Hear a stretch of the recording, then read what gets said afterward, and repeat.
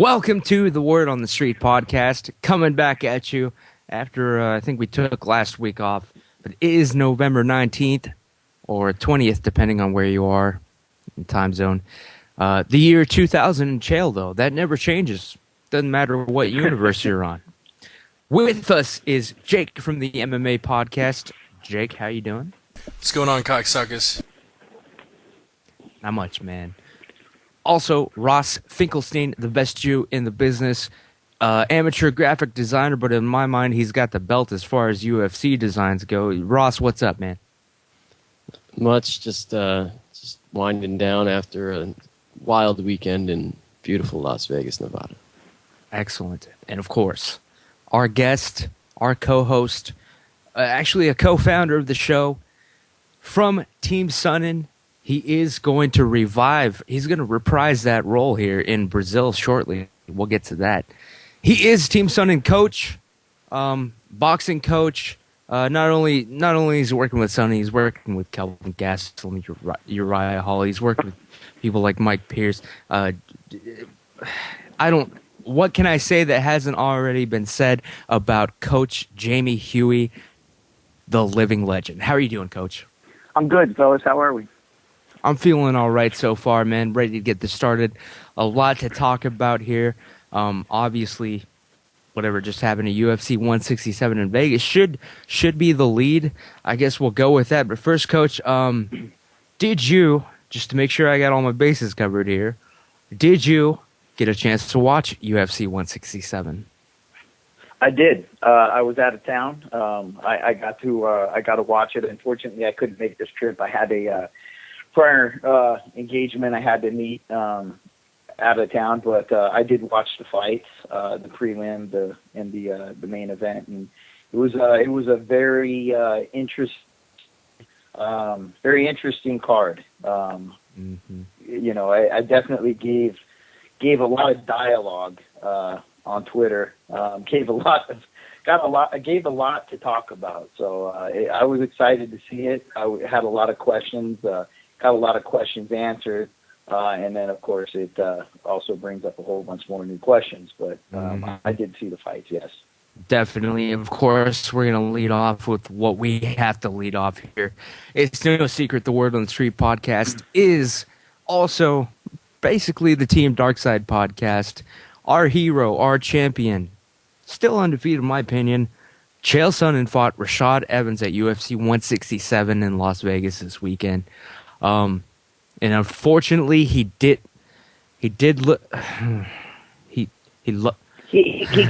caught. Basically. Right. He got a non-win. He was ahead on the scorecards. That's right. But he got caught, and it can happen to anybody. You're damn right. It was dominance up until the judge intervened and waved it off randomly. But Chael Chael scored a non-win. But let's talk about that a little as if it were a serious effort, I guess. Or I guess the topic could be, was it a serious effort? Coach, I'll ask you first, man. You know him better than any of us. Sonnen went into this fight with Rashad already having his next fight lined up with Wanderlei Silva, already having the TUF gig lined up with Wanderlei Silva, and doing his gig weekly on UFC Tonight, you know, doing the hosting thing. Even in pre-fight interviews, Chael Sonnen was saying that maybe he might be a little distracted. Maybe it might play a part in where his mind's at. But, you know, we all saw the fight. We saw it go down. Coach Jamie Huey, your honest opinion on the fight and why they gave it to Rashad, we'll say. You know, I mean, honestly, you know, the thing about Chael is he likes chaos a little bit, and maybe he kind of performs under it well. He's a this guy I know. I mean, he's literally, you know, he'll fly in on a Tuesday, he'll fly out on a Tuesday to do the Fox card or the show on Fox, and then he's back in the gym Wednesday, and then he's flying out. I mean, he kind of, I think he enjoys kind of the chaos. I thought he looked good in camp, to be honest with you. We didn't, you know, he's kind of here, he's there. But, you know, he was in the gym I don't know, a week before the fight, and I thought he looked good. I even got in there and went to him myself, and his conditioning was solid. I kind of wish people are going to kind of, I kind of wish he would be a little bit more confident in his boxing, to be honest with you. He's working with Clayton Hires, who I think is probably the best boxing coach in the business. So I kind of think, there's an old saying, when you're in situations where you're put under pressure, you kind of have a tendency to, kind of go with your strength, in regards to his wrestling, because he's been doing it for so long. But the thing is, Chael has really good boxing. He has good stand-up. He's hard to hit. He knows how to punch offline and move his head.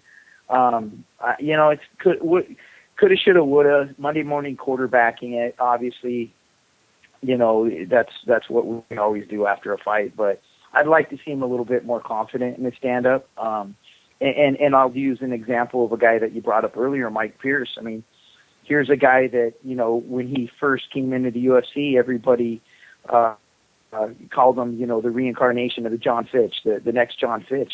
And Mike got confident in his boxing, working with Andy Minsker early. And then I had the privilege to work with him for a while. And when's the last time you saw Mike really go to the ground with anybody? I mean, Yep. he's knocking guys out. He's heavy-handed. He has a lot of faith and belief in his boxing ability. And, I think that's kind of something that I think Chael needs to get a little bit more comfortable with. It's not that he doesn't have the ability to do it. It's just that he's not quite using it. And I know Rashad's heavy-handed, and everybody's going to say Rashad knocked out, this guy and that guy. But, again, we're Monday morning quarterbacking it. But, it is what it is. Like I said, he was ahead on the scorecards. He was winning every round, and he got caught. And not to take anything from Rashad, because, I mean, Rashad lost, 2 fights in his whole career? I mean, we're not talking about, Vanderlei or somebody else. I mean, Chael's a solid competitor. And, like he said that, he said he ran into a better fighter that night. Those are Chael's words, not mine. I believe Chael could beat anybody, but, unfortunately it wasn't his night, but, he'll be back, and he's a champion, and that's what champions do. They get back up and they get knocked down. Yeah, and I hate to say it, but I mean, watching the fight, I honestly think it seemed to me what I came away with was that Chael was probably affected by the fact that he knows Rashad and he was a friend.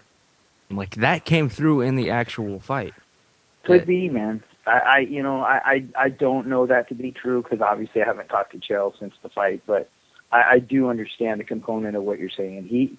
Chael is one of the most loyal people that you'll ever meet. And regardless if Chael was in the UFC or he wasn't a fighter, he was just, somebody's, I don't know, whatever, like he was your plumber.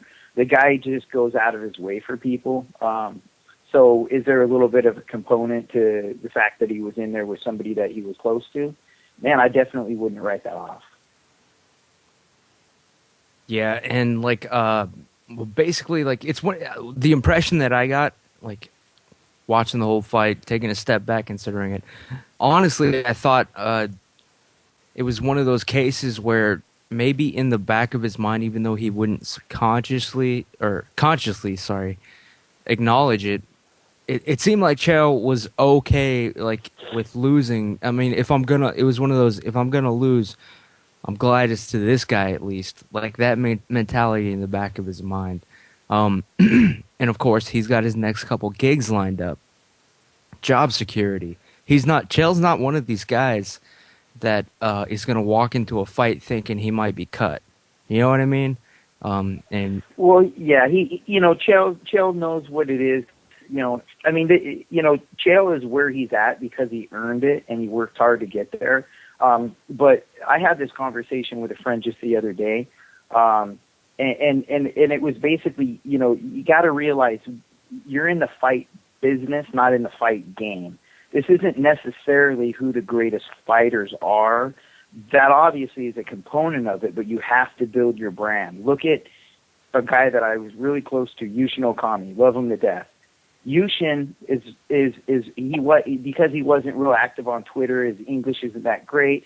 There's no question there's guys in the UFC that Yushin made walk through. He was like ranked number 6 middleweight when he got his papers, because he's not out there doing social media. He's not out there. He didn't have a brand. He didn't have a huge following. And what happens with these guys is they get to a certain spot in the UFC where they have a decent sized contract. And if these guys are making $50,000 to fight, $50,000 to win, the UFC is going to look at these guys and they're going to say, okay, let's look at this guy. He goes out there, he wins, he costs $100,000. Did this guy sell $100,000 worth of anything? And that's really what it comes down to. I mean, it is a business. And I don't think Dana apologizes for it, because he'll be the first to say that. Math is math. I mean, it adds up. If you are going to be in the UFC and you're going to be a draw, then you're going to be making money. And if you're just kind of a guy that sits back in the shadows and kind of lets everything happen as the chips fall, then eventually you're going to get to the point. If you're making 8,000 and 8,000, nobody cares. But if you're making 50 and 50 or 60 and 60 or 100 and 100, so that's the thing that Chael understands, is he knows how to market himself. And all these guys want to get on Twitter. They want to hate on him. They want to talk about how he doesn't deserve this and he doesn't deserve that. Fact of the matter is, if you're not getting it, then you're doing something wrong, and you shouldn't really hate on Chael because he's doing something right. And the fact of the matter is also, he's only lost to 3 guys. I mean, he lost recently. He lost to Anderson Silva, John Jones, 2 of the greatest fighters in MMA history, legends. Looks like we might have lost Coach Huey. Hopefully everyone else is with me. I think he just cut out. But we'll definitely try to get him right back on. But what he was getting at is, I did want to point out the fact that this is the 4th UFC champion in a row that Chael Sonnen has fought. Rashad Evans, former champion. Shogun, former champion. Of course, they beat him. John Jones and Anderson Silva. So it's not like they're giving this guy easy fights, is where I think Coach Huey was going with it.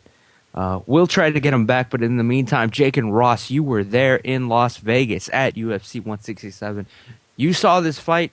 Start off with Jake first. What was your impression? What did you take away from Sonnen versus Rashad, seeing it with your own damn eyes? Well, I think this is going to end up being a positive milestone as far as Chael's career goes, because Rashad in person, he is a big boy. There's a reason he won the heavyweight season of The Ultimate Fighter. And the reason I say that I think this loss is going to be a positive milestone is we heard him in the post-fight press conference say, I've got to go back to middleweight. I can't really get up as easy in 205 as I can in 185 when these giant dudes are on top of me. So I think it was obviously very, very unfortunate that Chael lost. The main reason that we were there was to root on our favorite fighter, Chael Sonnen, but the long term, I think it'll end up being a plus. And we are trying to call Coach Huey back here. Hopefully, hey, what's up, Coach? Yeah, we got disconnected. Sorry guys, I get a little long-winded there. You decided to hang up on me. We would never do that to you, but you were mentioning that Chael Sonnen has fought 4 champions in his last 4 fights in the UFC. Shogun, Rashad, Anderson, and of course Ron Jones. But that's also a good point that you're raising, and a lot of people disregard. Even the MMA media, Coach, they're like, "Oh, I heard someone ask a stupid question at one of Dana White's post-fight scrums." They were like, "Why does Chael keep getting these big fights, these main events?" And but you know what the real question should be? Mm-hmm. How come all these other guys aren't? That's right, man. What is he doing that everybody isn't? That's the real question. Not what Chael's doing to get what he's earned, but how come everybody else isn't getting it? That's the real question they should be asking. You're damn right. And we did hear from Jake, who was there. he gave his opinion on the fight. Ross Finkelstein was also there in Vegas at UFC 167. Sonnen versus Rashad Ross, man. What did you take away from that fight? It was Hello? it was a rough night, I gotta say. Watching the fight, I really had a lot of faith in Chael, and I thought Chael would get it done. But seeing how strong Rashad is, and just seeing how big Rashad is, and in person, Chael said it best. He fought someone he just fought someone who was better than him that night. And I mean, he's not meant for 205. He's meant for 185. He's stronger at 185. He doesn't have a lot of success at 205. Sure, he just beat the former UFC champion in Shogun, but I mean, when you fight a guy who can outmuscle you, then he's got problems. And he's really, really good at critiquing himself, because he said it best. His last 3 losses have all come against the cage and being put on his back like that. And he knows that he's got to go back and he's got to work on that. And I really respect someone who can point that out and is willing to admit that, and especially willing to admit that he fought someone who was just better than him. So Yeah. to hear that was awesome, that he's humble enough to admit that, because there aren't a lot of guys who are. That being said, when he did lose, I ended up almost leaving the building. I walked into the concourse, told Jake I'll be back. I walked around the building. I literally had my hand on the door, and I was about to leave, and Jake sends me a text like, "Don't leave," and I'm like, all right. I've been there twice, man. I've been there twice. I know exactly what that feels like. I did the same thing when Uriah fought John Howard. I left. I was literally done, and obviously Chael was fighting Rua that night, so I came back to watch it. But I know exactly what that feeling is. But here's the thing: is these guys got to realize that they can beat better fighters. A perfect example of that is Rory McDonald versus Robbie Lawler. You look at Rory. He has the ability to make guys defensive based on controlling the pace, controlling the rhythm. But at some point, Robbie Lawler decided that, fuck this. I'm coming after this guy. And it was the same thing with Chris Weidman when he fought Anderson Silva. Guys have to be willing to take a chance. This is a fight game. You're not going to go out there and you're not going to be cautious all the time and win these fights. Sometimes you just got to say, you know what, this is this fight, and it's not always the better guy that's going to win, but the guy that fights the better is the guy that always wins. So, I was, kind of switching gears a little bit. The Robbie Lawler fight, Roy McDonald, was fascinating to me. That was one of my favorite fights to watch, because here you saw McDonald controlling so much of the fight, and then a switch went off in Robbie's head. Is either, I'm going after this guy. I'm going to get knocked out, or I'm going to knock this guy out, but I'm going to take some chances, and it paid off for him, man. That was a fun fight to watch. So with some of these guys, like Rashad, I believe Rashad could have did that with John Jones had he chosen to do that with John Jones, but he didn't. So, it's interesting. Fight game. That's why we watch it, because anything can happen. Definitely. And I would just like to point out that Chael Sonnen, he did, whether it was on purpose or not, he did rescue Rashad. Maybe that was in the back of his mind, doing his friend a favor. I mean, if Rashad would have lost, it would have been bad news for his bank account, his career. I'm not saying he would have gotten cut, but basically I am saying that Chael Sonnen did save Rashad Evans' career. That's a damn fact. And honestly, I'm just glad that that Chael Sonnen is still fighting. He has absolutely no reason to. He has other jobs, other sources of income he can rely on. He doesn't have to do this anymore. He still does. So yeah, it's good to see that he's going to now focus on Vanderlei Silva and on TUF. He has to take this win. While we still have you on, Coach Huey, I do want to ask you, what has any new information about TUF Brazil come in? You're gonna be again coaching on Team Sonnen when that season airs, Sonnen versus Silva. Any new news? Any updates? Are you ready for it? Are you all packed up? Well, do you have any details on what the security is going to be? And for anybody listening, I do apologize. We are having some sort of cell phone buzz interference. I'm not sure whose phone that is. Not really. If I couldn't say anything, I'd just tell you I can't. But I honestly don't have any information on it as of right now. As far as the security goes, obviously, you probably wouldn't want to give that away anyways, so I understand. Well, I mean, I'm not going to tweet the address of where we're staying at to Brazil, but as far as the security and whatnot goes, I honestly haven't really got any information on that yet. We're still all kind of waiting to hear about that. I talked to Clayton a little bit tonight, and he hadn't really had a whole lot of information either. So, we're just kind of playing it year by year. I mean, we just got, he just got done with the Rashad fight, so obviously the focus will be, what we're going to do in Brazil. But it is out that we will be coaching an all-Brazilian team down there at TUF. So that'd be cool. I'm excited about it. I don't my Portuguese isn't not too up on it, but hopefully it's going to be a bilingual cast down there because it's going to be tricky if it's not, but we'll see what happens. We'll get you some help if you need. I'm sure a few Team Darkside members can be found in Brazil. Chael does have a fan club down there. You guys should definitely reach out to that, but also be careful at all times. All right, let's talk. I want to get your take on this, Coach, and everybody else. The GSP versus Johnny Hendricks fight, of course. We got to put that out there.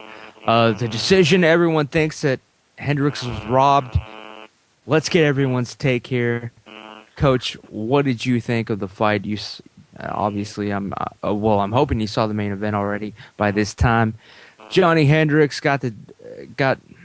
he lost the decision to GSP in a clearly, at least as far as I'm concerned, one-sided fight. What did you think, Coach?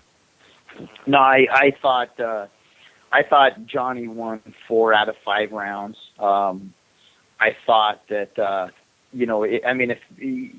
guess you could say 3 out of 5 rounds, maybe if you wanted to make it closer. But I definitely gave Johnny the nod on that fight. I thought it was a bad decision from our friends down there at the Nevada State Athletic Commission. But that's pretty much what they're good at is being bad at what they're supposed to be good at, unfortunately. It was a good fight. I think some of what Johnny did is being a little bit overshadowed by some of the other stuff that happened after the fight. I'm a little disappointed how quick everybody's to turn on the champions. I wanted to ask about that, Coach. Like, what's your take on all of GSP's personal issues being speculated on, brought up by the media? I mean, I saw you tweet you tweeted a few things about how scummy some of the MMA media has been, like speculating on his problems and all that, and the rumors and stuff. What is your take on that? I mean, the thing is, GSP's been an ambassador of the sport. He's represented the UFC and he's represented himself, always in a very respectful manner. He's been a gracious, humble champion. People have been maybe a little bit irritated because he didn't go out there and finish guys like he used to. He kind of started to be a little bit more cautious. But regardless of that, I mean, what can you say about the guy? And he goes out there and he loses a fight, and everybody turns on him the exact same night. It's obvious he's going through some stuff. I don't know what he's going through. Honestly, I don't care what he's going through. It's none of my business. I'm not, one of these TMZ guys that have to go out there and find some gossip so I can sell some magazines. I mean, I'm a little disgusted by it, to be honest with you. Some of the personal attacks and everybody coming at him. And it's tricky because, you don't want to choose a side here. I mean, I legitimately thought Johnny Hendricks won the fight. But that doesn't mean that I have to be so for Johnny Hendricks winning the fight that I have to talk bad about GSP either. I mean, right is right and wrong is wrong. Johnny won the fight, but God, man, these people need to get off the personal insults and attacks to George St. Pierre because, it's funny because this is exactly what we went through with Uriah Hall. I mean, he was the house favorite coming off the show. Everybody loved him. he loses to Kelvin, and everybody wants to stick their finger in his face. And he goes out there and he had a bad fight with John Howard, and now everybody wants to talk about how he's this and he's overrated and blah, blah, blah. And, man, these are still human beings. These are still people. You still kind of got to realize that not the best fighter shows up every single night. I mean, I'm not the best coach every single night. I try really hard, but there's days that I'm not. And, I don't know, man. It's just tricky. But I would personally, if I had my choice, I would like to see GSP retire, let the belt go, either give it to Johnny, or probably the best thing to do would have the two top guys fight for it at this point, because obviously there was a decision that was rendered. And if GSP wants to come back in a year or 2 years or 9 months, let him fight for the title again. I mean, what's the difference? He's going to have it or he's not going to have it. He's going to get it or he's going to retain it or he's not. But he definitely needs to take some time off and kind of clear his head and kind of figure out where he's at on stuff, because the problem is when fighters aren't hungry, that's when people get hurt. And I would hate to see anybody get hurt, and especially a guy like GSP who's done so much for the sport. Yeah, it was almost like GSP just wanted to get through the fight just so he could make an announcement that he needs a break. Like looking back, and I read a bunch of stuff tonight. I mean, there's this whole Freddie Roach scuffle that's going on with. Yeah, I wanted to ask you about that. Yeah, we'll talk. We can talk about that, but Freddie Roach was working very specifically with GSP for this fight. And George St. Pierre made a comment. He said, "I'm not going to fight again unless I have Freddie Roach in my corner," because he had a very specific plan for his boxing. And I'll tell you something. I don't really follow the sport. I follow the sport usually guys that if I'm training somebody that we have a fight with, I get as deep into who that person is as I can. Other than that, not so much. I could tell you a lot there is to know about Johnny Hendricks. I cornered Mike Pierce when we fought Johnny Hendricks. I could tell you what his dog looked like. I could tell you I took notes on this guy. I was, you know what I mean? I'd listen to interviews, post-fight, pre-fight, during the fight, everything I could get on Johnny Hendricks for that fight. And, God, man, there's so much more there. If, no disrespect to whoever Johnny's working with is in regards to his boxing coach, maybe the guys, but God, man, he was using his jab and he was landing it, but he wasn't using it enough. Mm-hmm. I'm watching George St. Pierre and I'm thinking, okay, this guy, he's landing his shots, but Johnny's holding back, or he's not quite sure what to do or when to do it. And it was like when he would do the right thing, it was working, but he wasn't doing enough of the right thing. And to some respect, man, you want to be the champion, you have to take it. And I know it's easy to say, but I think there was opportunities that Johnny Hendricks could have stopped him. He could have took the fight to him in spurts, and he could have won the belt, and he would have took the judges out of it. But these guys got to remember, man, anytime you leave these fights to the judges, you're giving guys an opportunity to screw you, And it was the same thing when I ordered Mike for Johnny Hendricks. We had the right game plan. I know we did. I know we did exact. And my buddy Angel from Puerto Rico, every time Hendricks fights, he tweets the same thing I told him 2 years ago when I was there. When you fight Johnny Hendricks, you got to stay left to center, get away from his right hand, and you got to attack on the angles. And we did that, except we didn't quite attack on the angle. We gave him a little bit too much respect when we circled away from his power. But I know how to beat Johnny Hendricks. There's a way to do it. There's a way to beat all these guys. The same way Robbie Lawler beat Rory McDonald. There's a strategy. There's a specific way to beat all these guys. And there's definitely some holes in Johnny Hendricks' game. Even as good as he is, he can be better. I wish he would have took it and said, you know what, Chris Weidman style, just said, you know what, fuck it. Or Robbie Lawler style, fuck it, I'm coming after this guy. And I'm get knocked out or I'm going to die trying.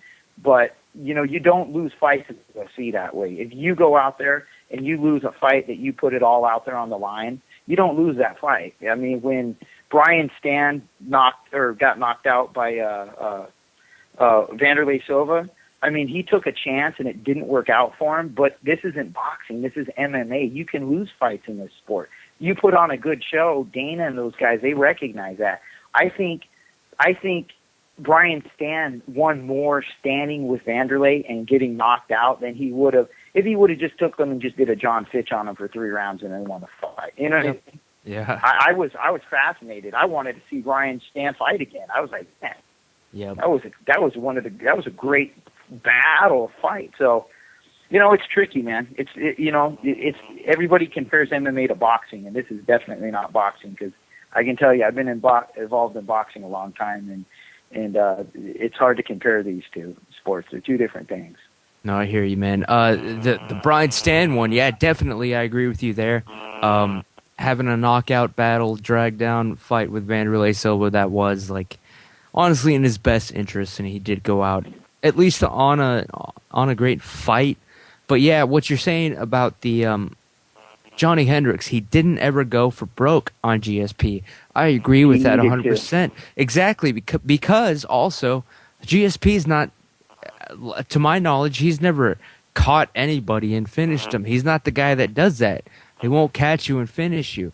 But Johnny Hendricks didn't go for it. He was fearing something that doesn't even exist, apparently. I didn't get it. And and Mike Pierce is capable of beating Johnny Hendricks if Mike would have decided that he was going to go after him that night. Yep. It just you have to take chances sometimes in this game. Definitely.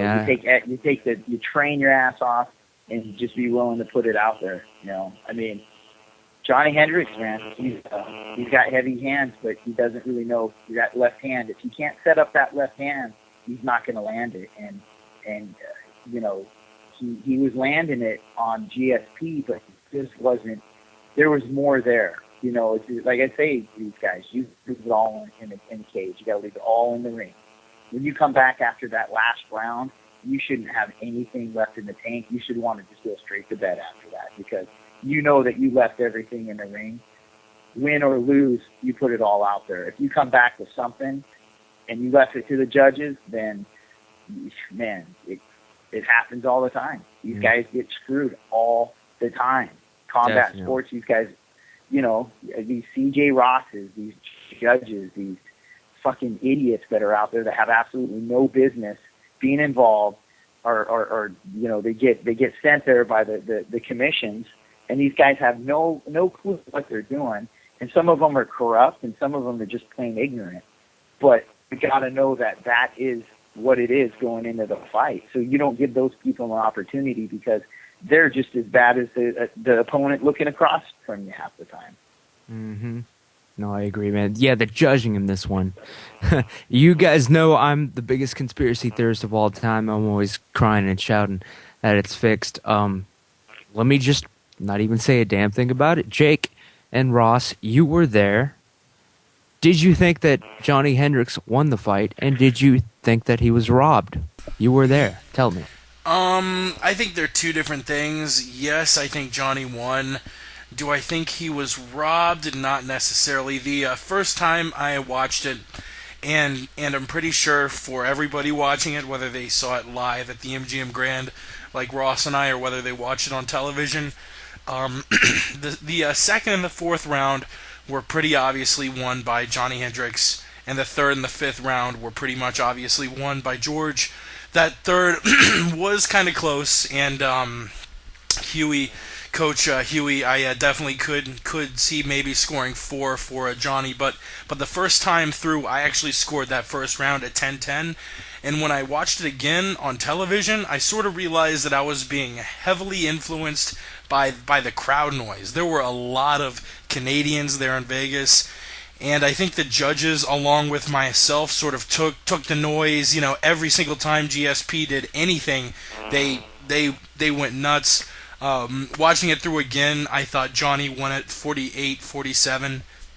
But to call it a robbery, Johnny clearly won rounds 2 and rounds 4. I think he won round 1, but I wouldn't say it was that clear, at least in my eyes. So I don't know if I would go as far to call it a robbery, but being there for everything, yeah, it was sort of a disappointing result.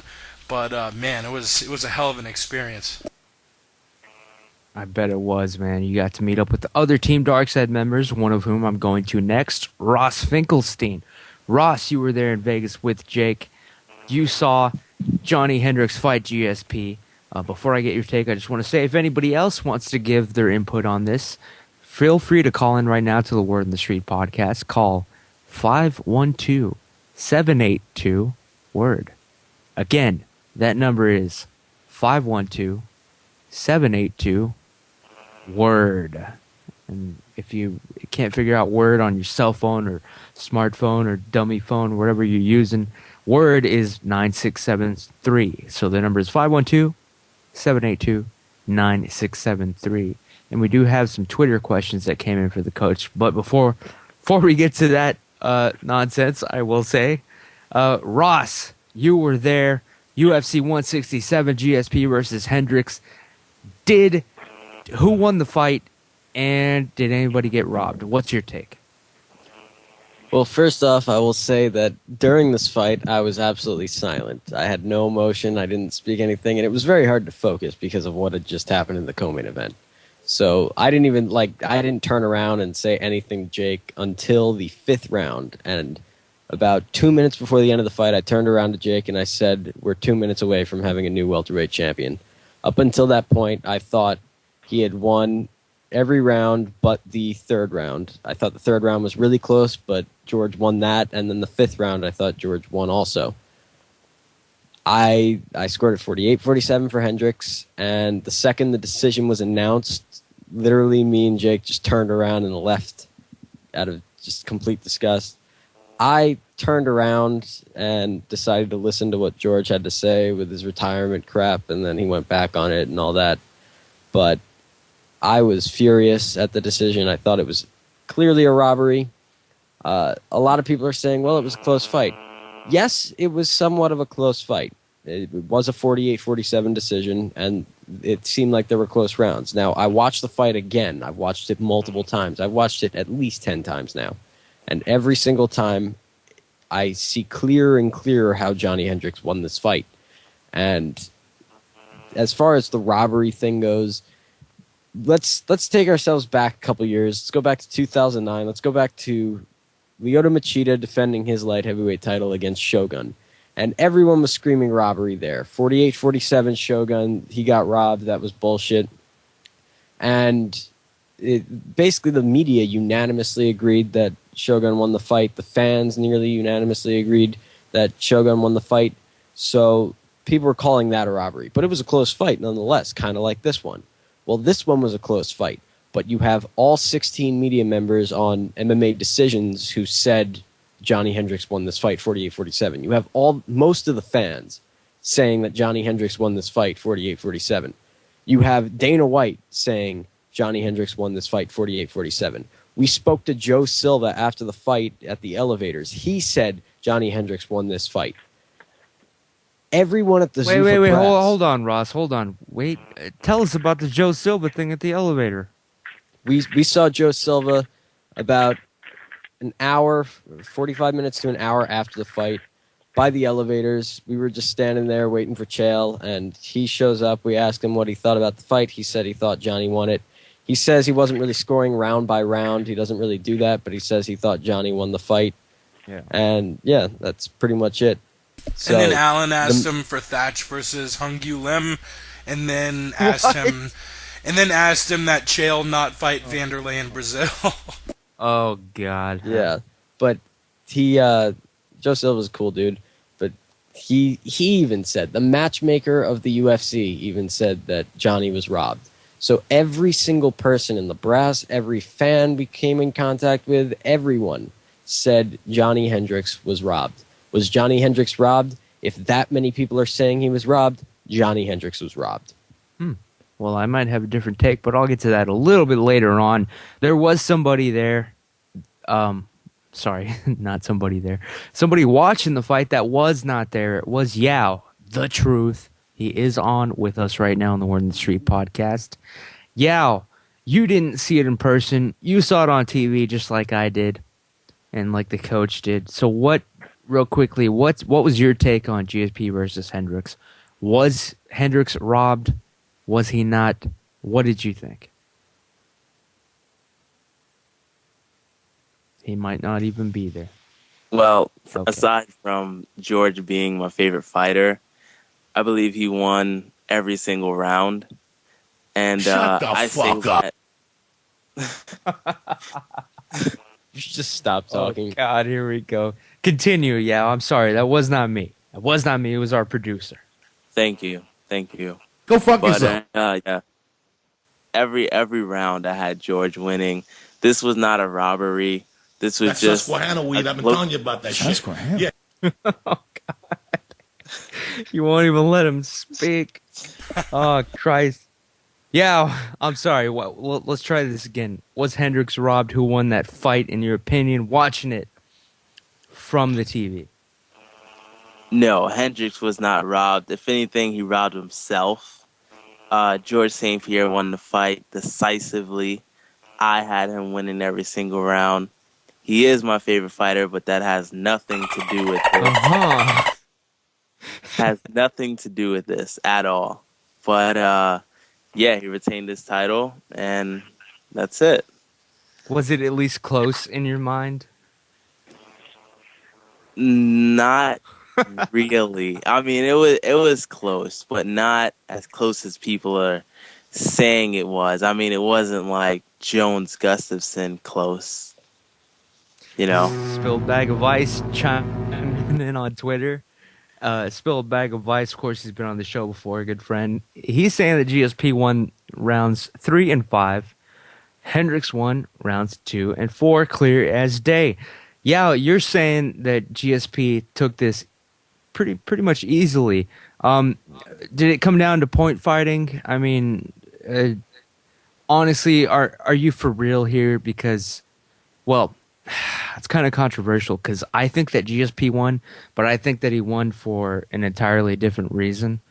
Because I saw Johnny Hendricks tap in round 1, but we'll get to that a little bit later when it's Suck crazy his time. dick, come on. But yeah, man, just because people are wondering, are you for real? You think GSP won this fight?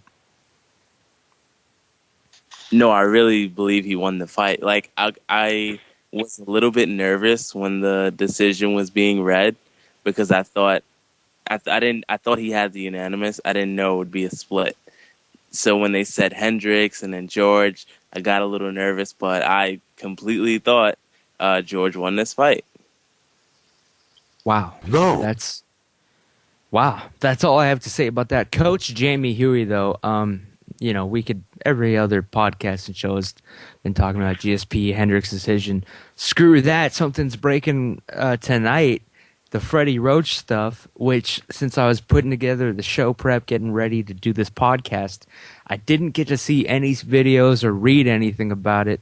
Coach, what is going on with Freddie Roach to the best of your knowledge? He's apparently racist against everybody now, or he's not. What do you know about this? You know, I saw a video, and it only gave the side of Robert Garcia. I'm sure Freddie Roach obviously has another opinion. Although up until an hour ago, I haven't seen anything in regards to his side of the story. So obviously, I'm not stating facts. I'm just saying what Robert had to say about it was, they went into a gym where they were mutually training. Brandon Rios was finishing up. Freddie walked in, got upset, told him to get the fuck out. And mayhem ensued. Freddie called Robert an asshole or something. And Oh, I think Jake knows the quote. yeah, go ahead, Jake. Yeah, I'll pull it up in a second Or and the play a little slur. clip of it. The Yeah, arguable slur that's coming into question from Freddie Roach, I believe. I think it was quote unquote Mexican motherfucker. was what Roach said. They all were going back and forth. Honestly, there were so many people screaming. It was one of those scuffles where there's like 4 or 5 people screaming shit at the same time. Looking at all of the comments, I'm pretty sure the one thing Freddie said was Mexican motherfucker, because people were saying that, wow, like the other camp used a worse slur. They called Roach a faggot, I think. But yeah, it was just all of them yelling. It seemed like Roach was upset that they were kind of digging into Manny's training time, which is kind of understandable. But Freddie sort of escalated it quicker than it needed to be escalated, and it just was all around pretty ugly. Yeah, from also just real quick from Spilled Bag of Ice. Yeah. Sorry, from Spilled Bag of Ice. He just wanted to say that Yao is on bath salts about the whole Confirmed GSP Hendricks thing. But yeah, Coach, the Freddie Roach thing. You've actually met him, and I mean, obviously he's worked with foreign fighters, Mexicans. Oh yeah.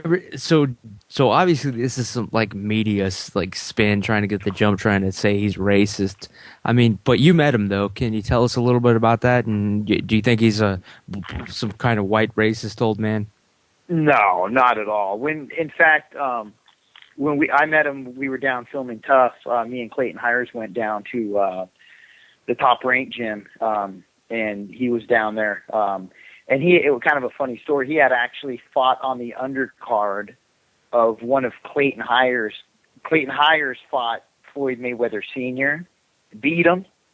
Freddie was on the undercard of that fight. I actually have a picture of the poster I could tweet out. So when we went to the wild card, Freddie saw Clayton and recognized him, and they started talking about the old back when they had fought. And Freddie is, man, do you remember how small that ring was? And they kind of brought up a whole kind of reminiscent about that fight card. It was pretty cool. Yeah, Freddie's not racist. That's here's the thing. Jason Mayhem Miller made a comment to Uriah a little while ago. Oh, yeah. Jason's not racist either. But what will happen is these guys will say anything they can do to try to get under somebody's skin as fast as they can get there. And I think that's what if that's even indeed what he said. We haven't heard Freddie's side of the story yet, but to say Freddie Roach is racist is retarded, because he's got every single type of. I've got a friend in Wild Card. I don't know if he's there at the new Wild Card, but at the old Wild Card, I talked to him about 2 months ago, and he said, "Man, you have no idea what type of pressure Freddie Roach is under. He's just stressed out all the time." So. Having kind of heard that, I mean, I don't know what happened down there, but he probably snapped if that's what happened. And if he did make that comment, it was only to get under Robert's skin or somebody's skin to try to provoke them emotionally. And obviously it worked if that's indeed what did happen. But no, Freddie's not a racist guy. Yeah, I know how that goes. Honestly, if you were to somehow jump on the PS3 and get on the Grand Theft Auto 5 online multiplayer game with me, if you were to jump online, you would be convinced that I was racist. Yeah, I was racist. I won't say any more than that. But the thing is, I'm not racist. But sometimes, in some situations, you just start talking a certain way. You bust out whatever you... I don't know. But I get what you're saying. Mayhem Miller, I didn't ever think he was racist. I don't think Freddie Roach is racist, and some people have even accused Chael Sonnen of being racist in the past, and he is, of course, not. It's a damn shame that people have to try to play that card, but I think most people with common sense can like just look at something for what it is and not put those labels. Like, it takes a really dumb sheep person to not see things for what they are, unless you're like looking to get offended, and that sort of thing makes me sick, and that's an entirely different podcast altogether. Coach, I wanted to ask you before we get to a Twitter question or two, and then of course let you go. You've been on here for long enough. Thank you so much for your time, as always, Coach. I wanted to ask about Kelvin Gastelum. He is out with with an injury for the next UFC fight he had lined up. Pulling out with an injury. Have you had a chance to speak with him? Do you know how he's doing? Do you think he'll be back? Is this something ridiculous? What's up, Coach? Any word from Kelvin? No, not really. I mean, we've texted back and forth a couple times, and I asked about his knee, and he said he was, he was feeling okay. 4 to 6 weeks he'd be out, and then obviously he was excited because it wasn't a situation where he was going to have to do surgery. So, that was it. Do you ever have those nights where you just don't? You just want to say stuff. You watch Dana White and you're like, you know what? This guy doesn't pull any punches, so why should I? You know what I mean? You ever all the time, man. All the time. Okay, well, I'm kind of having one of those. So, I'm going to kind of, make a comment, but I'll probably follow it up with a compliment too. Let's hear it. I kind of had a falling out, not with Kelvin, but with some of the guys in his camp, and his manager being one. So that definitely kind of was a little uncomfortable. Quick question. Did he manager when you met him? Is it the same guy?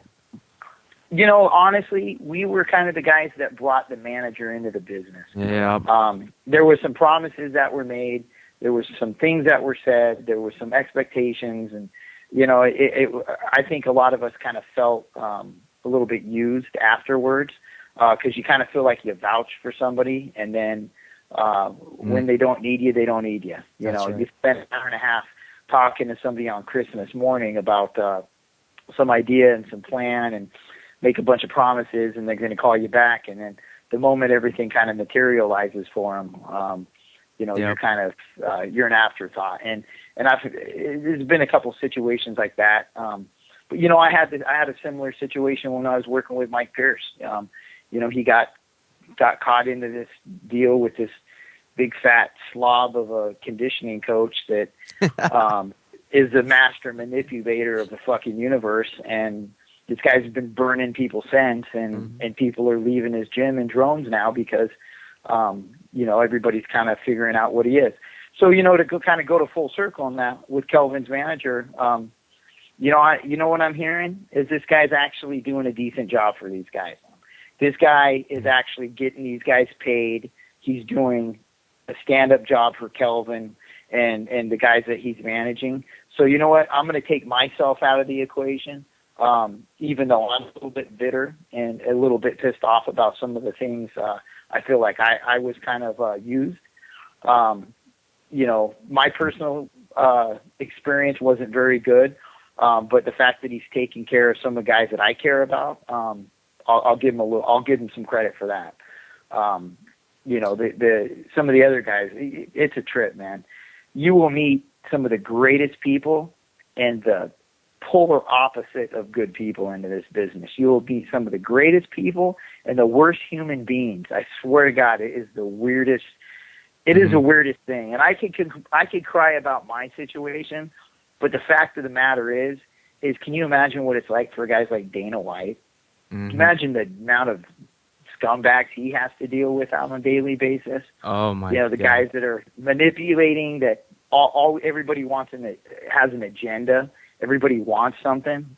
I'm fortunate that I do two things really well. I surround myself around good people, and I work my ass off, and that's all I do. But there's so many people in this business, man, that are just, and this is MMA. These guys aren't even making millions and millions of dollars.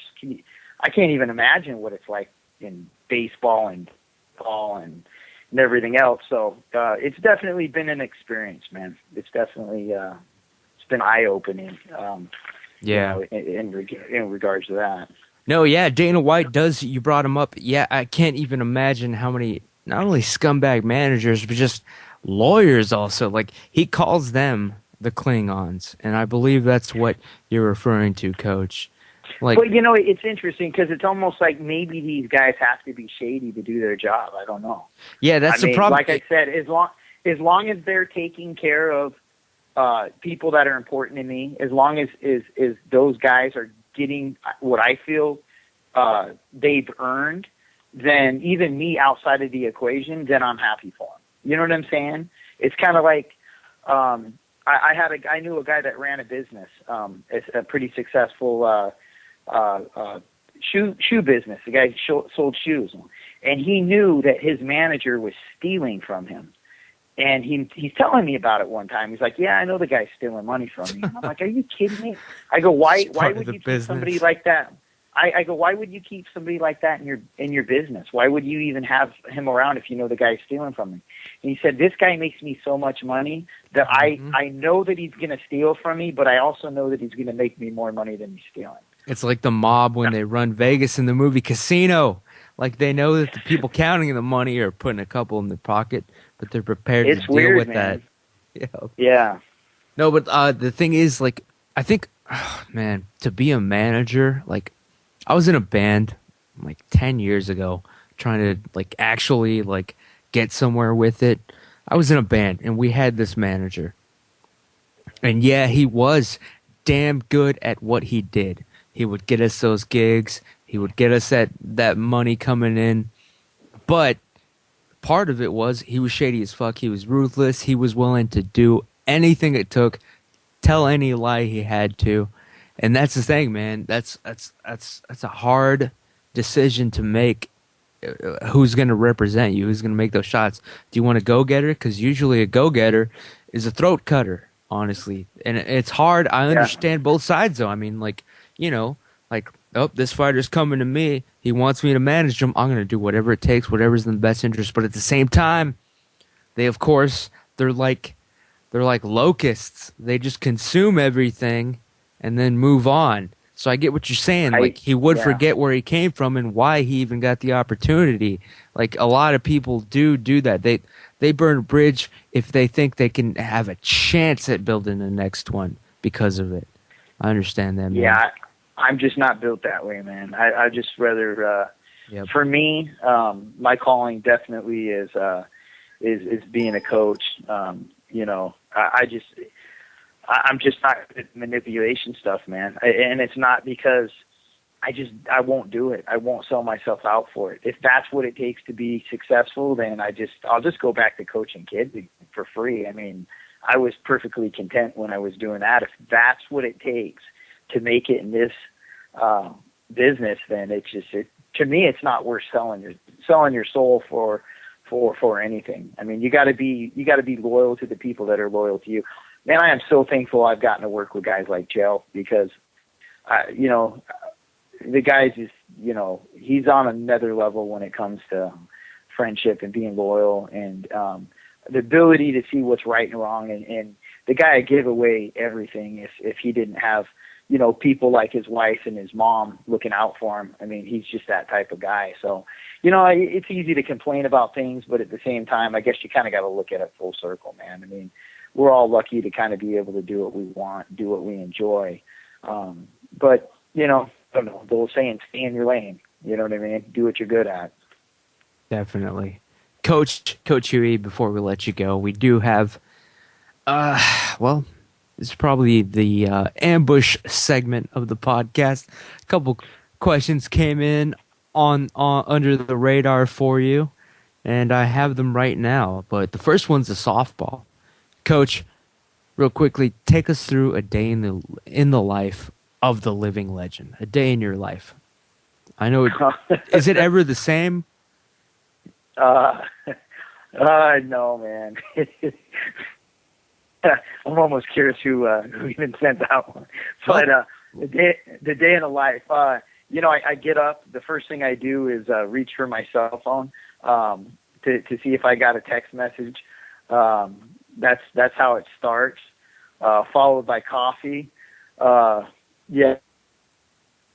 Followed probably by social media. And then it just kind of depends, man, if I'm out of town or not. I just got back in from in Michigan. I got back late last night. So, man, it just kind of depends on the day, I guess.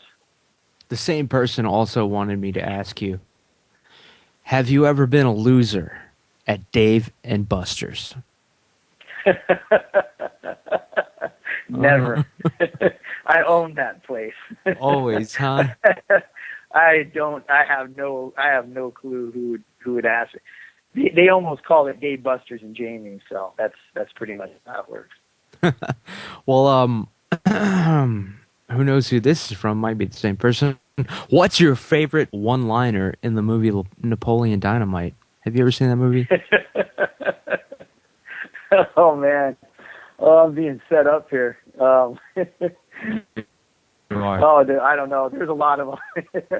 Man, it's putting me on the spot.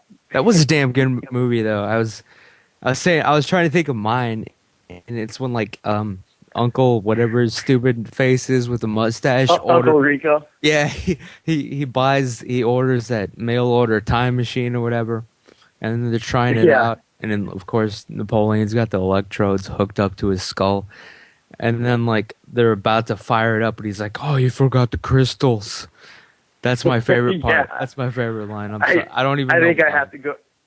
I have to go with the chapstick one. But my lips hurt real bad. Oh, God. It makes no sense when you're watching it, and that's like the best part. I love that movie, man. Anybody out there that didn't see that movie? I think it's like probably almost 10 years old by now. It crept up real fast.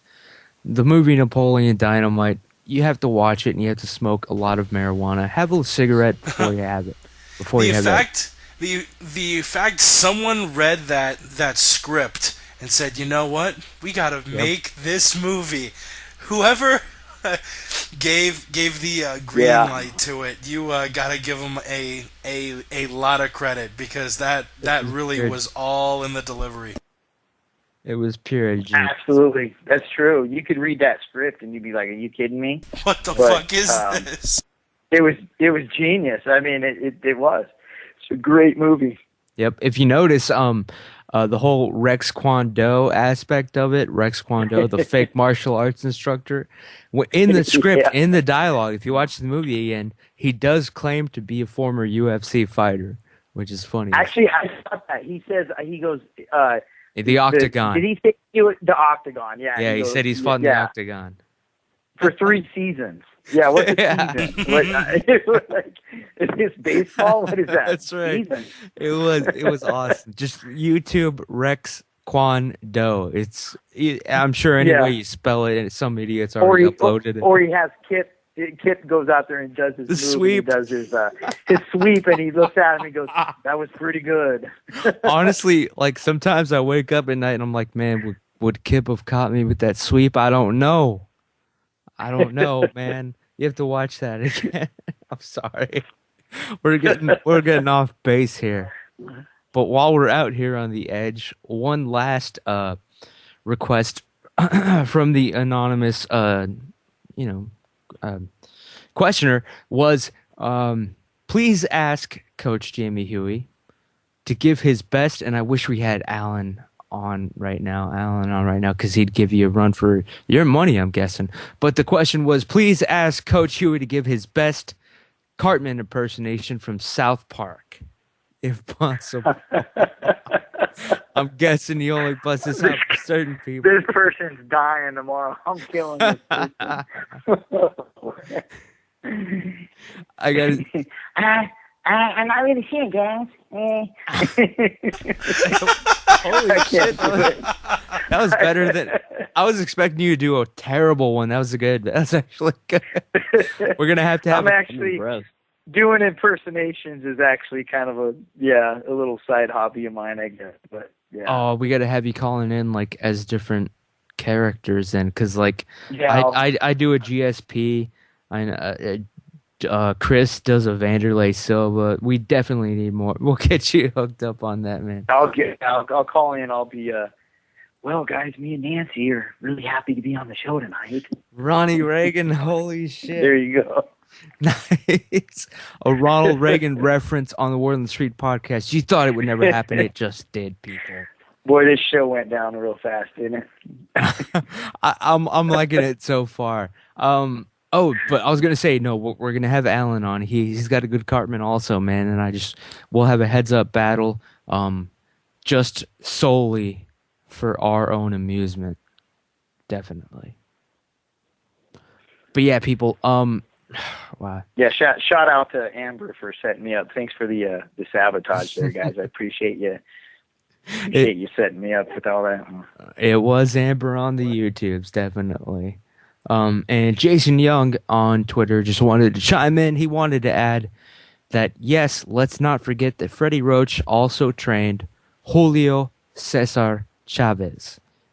So I don't think anybody that was racist against Mexicans would have done something like that. I mean, he's coached. It's ridiculous, man. Coach Jamie Huey. Well, thank you again for your time. We will let you go before we break down this ridiculous nonsense of Jake and Ross and Alan having a room together at the MGM Grand or some crap for this fight, and they got in all sorts of trouble and beefs. I don't even know what happened. But before we get to that, we do want to thank you for your time, Coach Huey, and spare you from the nonsense. But let's hear it, man. Where can people contact you? Are you going to be out of reach still tweeting when you are the coach of TUF Brazil? Are they going to let you do that? Where can people contact you, find you? What's your website? What's happening? Website, www.coachjamiehuey.com. My buddy Andy down there at Search Doctors has got it up and running. I need to get more active on the blog, but we've got videos up, pictures up, and, some fun stuff. So Twitter, at Jamie Huey. My email's on my Twitter account, so anybody can get a hold of me on there as well. I'm not sure of the details on TUF yet, but it sounds like it's probably going to be sometime, if I was going to guess, the end of January. We'll head over there and start filming. So excited about that. That's pretty much what I've got going on, I think, as of about right now. Talked to Shannon now today. Still trying to get Liz on the next Invicta card. There's obviously, if you guys read, there's a lot of stuff going on with the Invicta and the new matchmaker and whatnot. So hopefully once we get this thing up and running next year, we'll be able to keep her get her a lot more work. Oh, that brings. Other than that, man, I'm just training fighters. So guys, can get a hold of me. I wanted to say, Coach. Say? I totally forgot. The UFC. It's all but official. It was pretty much announced. The word's out. The UFC is actually going to introduce a new women's weight class, 115. I know is Liz McCarthy, whom you trained, for anybody that doesn't know, you've been her coach several times, been with her, cornering her. Do you think she would be willing to at least get up to 115? Honestly, I would have to put her on the Alistair Overeem diet of horse meat and I don't know what else. Damn. Liz fights at 105. She walks around at 106. So, oh no, there's never really been a weight for her. I mean, we pretty much just do everything normal and just show up and fight. So it'd have to be like some serious weight training and bulk. And I'd love to see Liz fighting in the UFC, but she just doesn't have the size for it at that particular weight class. Shannon and Invicta's been really good to us, so obviously we want to stay there and build our brand. In fact, a shout out to a Banana Fusion magazine. Liz will be front cover, I believe, the December issue. So we've got some fun things happening for her. Nice. But yeah, 115 unfortunately just isn't going to work for us. If we had to fight at 110, I'm sure we could probably figure out how to get close. But 115 I think is pushing it for Liz. So hopefully they're going to keep going up in the weight classes and we'll get our opportunity. I'm sure they will. I mean, the 135, and then 115. It's like, I'm glad they finally introduced a weight class that is lower than the men's, because the fact that they had the women's division at 135 when there was a 125 men's division, that always struck me as a little fucked up, to be honest. But Well, all right. Hopefully, Liz will get the 105 come in, and I have no doubt she'll be champion then at a natural weight. Damn, I'm just saying, man. A couple cheeseburgers every now and then. Order a couple pizzas to her place. You know what I'm saying? I don't know. I know a strength and conditioning coach in Portland that he could probably put her on his diet, and she could probably make 115 pretty easy. I might call that guy up, see if I can get it. It's worth a shot. Is that the butter and mayo sandwich diet? The anti-Dolce. The mayo lard sandwich diet. Yeah, this guy's a real piece of work, man. So. Yep. Oh man, he greases his fighters with Crisco. We all know the type, man. They're out there. Coach, though, thank you so much for joining us tonight on the Word on the Street podcast. Hopefully you'll be on again soon. Hopefully still checking in when you're in Brazil. But of course, that's actually. Do you know when you leave yet? Do you have dates yet? I'm guessing late January. Okay. All right. That's kind of my date. That's not been confirmed, or I'm just kind of doing the math on it.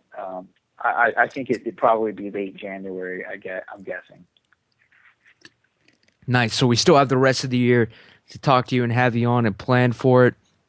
Yeah, absolutely. And even when I'm there, we can continue to do this. Obviously, I'm gonna have to be careful what I say and what type of information I can disclose. But I mean, you always are anyway. Stories.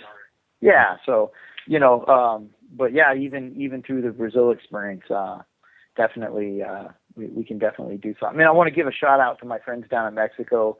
The Fighters Only magazine, Latin America, and Bad Boy down there for taking care of me when I was down there hanging out with them. So excellent shout out. Yeah, and I want to say to Coach Huey, Jake, Ross, and Yao, who are on the call, I want to propose something that just came to mind. Let's all try to get a crash course and learn Portuguese in time. Let's spend the rest of the year trying to learn a new language because there is a chance, because it's not been confirmed, that the TUF season in Brazil is going to air in English in the USA. There's no confirmation on that yet. It might straight up, actually Dana said, it's a pain in, like, nobody wants to air a show in Brazil where it's in English. So that actually might come to pass to where they are not literally, there's no real English version of the show, which wouldn't make any sense because Chael Sonnen and millions of people I'm saying millions, I just said, would tune in to see that sort of Ultimate Fighter season. So let's assume the worst, prepare for the worst, hope for the best. But I'm willing to learn Portuguese if you gentlemen are. Just a couple phrases. All we have to look for is the fight-related shit, right? Obrigado. That's right, man. Hopefully you guys are with me, man. Coach, I will do it. You've got to pick up at least a little some of the language. Are you telling me? Are you actually telling me that they don't speak Spanish down there?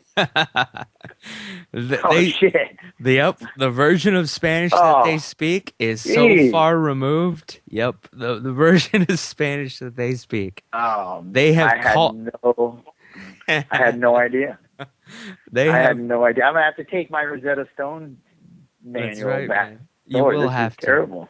Well, the thing, not exactly. Spanish is the base language for Portuguese. So, like, honestly, I already know Spanish. So, like, every Portuguese word is based on a Spanish word. So you can kind of figure it out. We'll all do it together. Don't worry, we're going to get through this, man. Coach Huey, I have a question, actually. How are you going to do the podcast if they don't have internet in Brazil? Exactly. I've asked him this before also. You know, I was going to take my laptop down there, and I thought, well, yep. They probably maybe they don't have internet down there. No, they don't. What are you gonna plug it into? Like what? Oh, man. I know, man. You know, I'm gonna step back from this conversation because I just realized I'm actually gonna have to live down there for 2 months. That's true, man. I think this is where I decide that I actually do want to make it out of there alive. So you guys go ahead. The coach's first priority is going to be looking over his shoulder, basically, man. Yeah. Yeah. Yeah. Oh, real quick, last question. Let's say the shit does hit the fan in Brazil. All of a sudden, you're walking down the street, then you hear pop, pop, pop, pop. You know, it goes crazy. You're seeing flashes. Coach, are you willing to take a bullet for Chael Sonnen? Absolutely. That's what we signed up for. That's what I'm talking about, man. That's a coach. That's someone that you need to have in your corner. They're willing to take a bullet for you. A blow dart, a bullet, a rock, whatever we got to do. That's right. And they're not. Yeah, we got a good team, man. We got, whatever we end up with, as far as, if we're coaching Brazilians down there, here's the thing about it is we had such a good team on TUF 17. And Chael was such so focused on the guys being successful that, there's a question, are these guys going to want to be coached on our team when Vanderlei's kind of a Brazilian guy that is kind of a star down there? Mm-hmm. And, we had a lot of guys on our team, like Kevin Casey, that fought out of Black House. I mean, this guy trains with Machida and Anderson Silva all the time. And I don't think he necessarily really wanted to be on our team at first, but when he came over and he saw that we generally wanted these guys to be successful and we cared about them, I cornered Bubba McDaniels to get in the house, and he's John Jones's training partner almost every single day. You know what I mean? So I think at first there might be that kind of looking at these guys and they're kind of looking at us, but I feel confident that our priority is going to be the success of these guys, and we're going to do whatever. And we got Vinny Magalesh. He's going to be coaching with us, which we're excited to have him back on the team. So, all jokes aside, man, it's going to be whatever it is, but we're going to go down there with the intent of winning it, but also performing and acting like a team, which I'm very big on. That is important to me. Loyalty is everything. In regards to that, so I'm excited. I think whatever it is we're going to do the best with what we have, and we're gonna make it better, and we're going to win. And we will have the inside scoop behind the scenes, people listening, from Coach Jamie Huey on Team Sonnen, just like we did the first time. All right, what a great opportunity, Coach Jamie Huey. One more time, give out your Twitter and website, and we will spare you from the nonsense that is about to occur here next on the show. Okay. www.coachjamiehuey.com, at Coach Jamie Huey on Twitter. And I don't know if you got that yayo guy on the show, but you need to set that knucklehead straight, man. I had to discipline him on Twitter a little bit. I still love him, but he's gonna have to act right if he's gonna consult with the dark side. He can't be acting like Luke Skywalker. You know what I'm saying? Yeah, he does tend to troll a little bit. We will put him in his place, man. I'm working with this kid. I'm doing the best I can, but I know you are, man. You're doing a heck of a job too. So I'm trying, man. Every day I'm hustling, man. Just like the song. There you go. But yeah, Coach, thank you very much for coming on the Word on the Street podcast. I will talk to you soon. And, yeah, man, take care. Later. And with that, Coach Jamie, the living legend Huey, has departed from the Word on the Street podcast, leaving you, the listeners, with me, Jake, and Ross still on the line. Jake and Ross, man. Jake, dude, you met, you guys were both in Vegas. You met up. You went down to the goddamn UFC 167 together. I almost just want to just say what was it like, and then have you run with it. So yeah, please. I'll start with Ross this time. Ross Finkelstein, the best Jew in the business, mystery man, graphic designer, all-seeing, all-knowing, smart guy, word on the street trivia champion time and time over again. You met Jake, you met Alan, and what was it like, man? It was interesting. Start to finish, man. What, you get off the plane, you drove there, what happened? Well, I got in Friday. Morning, and my experience to get there started off on the worst possible foot you could possibly start out on. I was scheduled to get picked up to go to the airport at 6:45. At 6:43 In the morning? 6:45 in the morning. Yeah, my flight was at 8:15. At 6:43, and the airport's about 10 minutes away. It's at JFK, and I live 10 minutes from JFK. But the driver calls at 6:43 a.m. saying that Rockaway Turnpike, which is like the main turnpike to get there, is completely shut down, which never happens, because there's a huge accident and he can't make it. Fuck. That's my initial reaction. Mm-hmm. So had to call the local cab service, and thankfully they gave us their best driver, who took like the complete back way, and it was still crowded. Flight scheduled for 8:15. We get there at 7:30. So here we are, about a half hour, 40 minutes before the flight, which you never ever do. You always get there at least an hour and a half before, 2 hours. TSA, and man. We get to what is supposed to be the terminal, Terminal 4. We're flying in a Delta. I get to the terminal, and the boarding pass says Terminal 4. Get to the curb, ask, oh, I'm late for this flight. Yeah, no, it's at Terminal 2. So not only am I now late and 30 minutes before the plane's supposed to take off, but I'm at the wrong terminal. So they're like, well, if you go inside, we can bus you there, and you just check your bags here, and we'll bus you there. So we go in, check the bags, and ask, all right, where do we go to get bus there? They said, oh, you got to take the air train downstairs. So we go downstairs. We go to them. We said, what time's the train getting here? Oh, no, you got to go upstairs to the bus. So everyone's saying different things. They're confusing us even more. So we go upstairs. All right, where's the bus? Oh, no, you got to go through TSA. So now we have to go through TSA. We get to the TSA line. It's so damn long. Oh, yeah. No way I'm going to make the flight. So we cut the TSA line and go to the front of the line, and everyone lets me through, and get to the front, go through security, run to the bus, make it onto the bus like 15 minutes before the flight, 10 minutes before the flight, bus to the flight.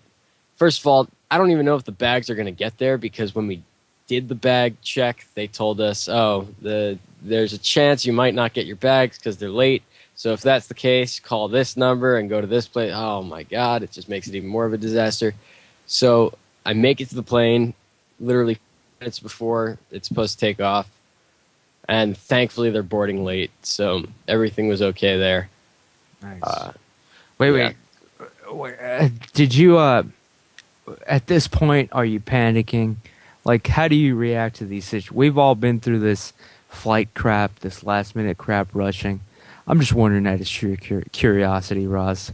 Were you in a panic? Were you sweating? Like, were you having a nervous breakdown? How do you react to this crap? I was pissed. I wasn't having a nervous breakdown. I was running from place to place I needed to get to. So I was fine in that sense, but I was fucking pissed. Traveling, man. Traveling is the biggest pain in the ass. Well, as far as I'm concerned. That's also because I got a bad knee or whatever. But, okay. So, Ross, you finally made it on the plane. You got to Vegas. What, day one, I mean, I'm talking about meeting up with Alan and Jake here. How did that go down once you arrived in Vegas? Well, I got to the airport, and thankfully the bags were there. I got to the MGM Grand like 10 minutes later, and I called Jake. Jake didn't answer his phone. I called Alan. Jake answered Alan's phone. Whoa. Yeah. Oh, hey. Well, no, I will ask. So by this time, Ross, for anybody listening, Ross arrives in Vegas for UFC 167 a day after our fellow co-hosts, Jake and Alan, have already 2 days been after. in Vegas. 2 days. Couple days. So 2 days in, and you're already, you're already answering Alan's phone. You're that comfortable with him, Jake? Is that what? Yeah. The first night we, we're just getting to know each other, sleeping in different beds. But by Friday, we were answering one another's phones. Just doing what bros do. I don't know what bros do. Ross. So you show up. And you call... That's my favorite line in the history of the show. I don't know what bros do. So you call up Alan, and Jake answers his phone, and then what happens? Oh, my God. So Jake tells me how to get to the arena, because MGM's a huge place, quite the place. Go through the casino and, hang a right and then continue down and then just, hang a left. And, yeah. I get there. I take the room key from them. I go upstairs. So, yeah, we basically say hi. Yeah, that sucked this trip. All right, going upstairs to put my shit down. Oh, yeah, don't slip on the splooge. Oh, I won't. Okay. So kind of like that. I got upstairs. I'm like, holy shit, this place is huge. I put my bags down. Everything's on. The TV's on. The lights are on. I go downstairs. And, yeah, we just kind of wait in line for the... Q&A. We see a couple people walk by.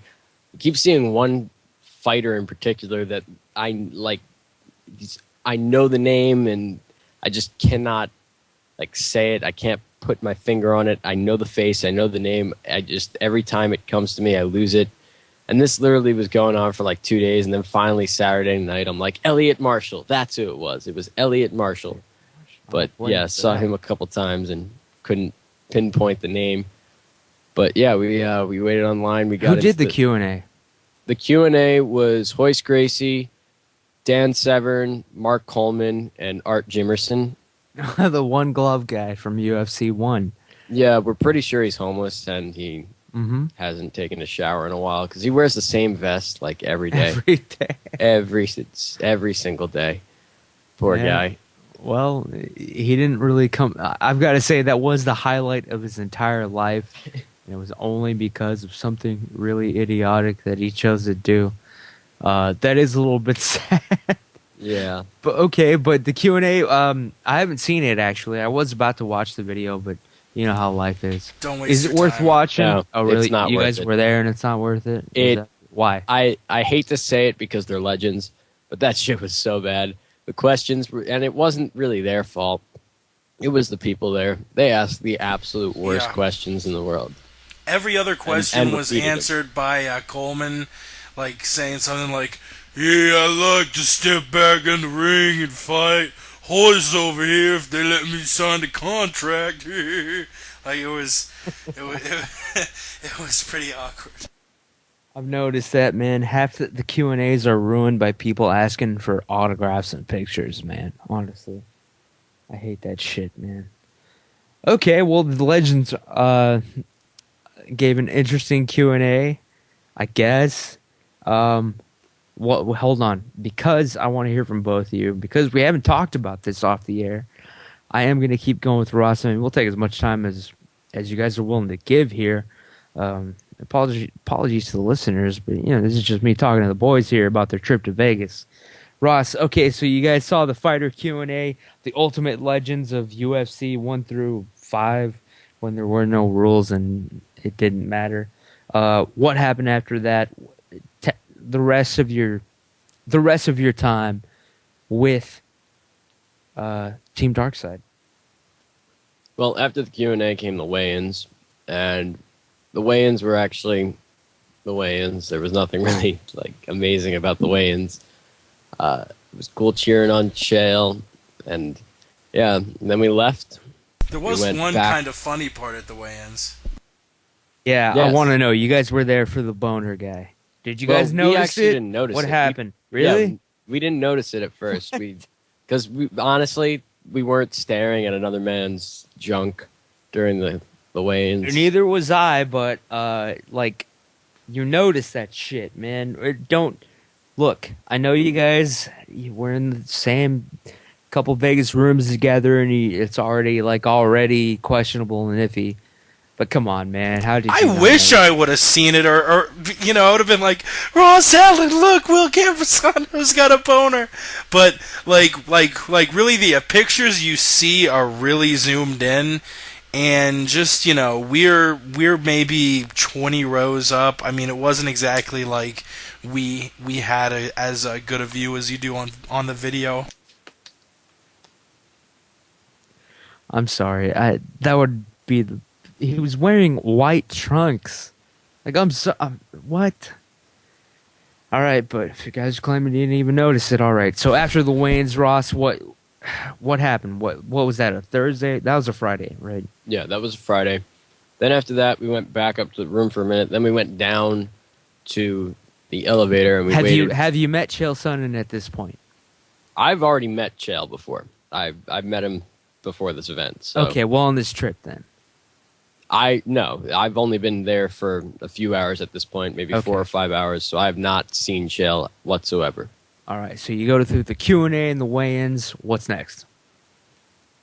So after that, we go downstairs and we wait in the lobby for Chael. We're waiting to see when Chael will get back because Chael has to obviously come back to his hotel room to rehydrate and get ready to go out. So we wait, and we wait for about 3 hours. Time slips away and we don't realize it. We were going to go to the Fight Club party. We didn't do that.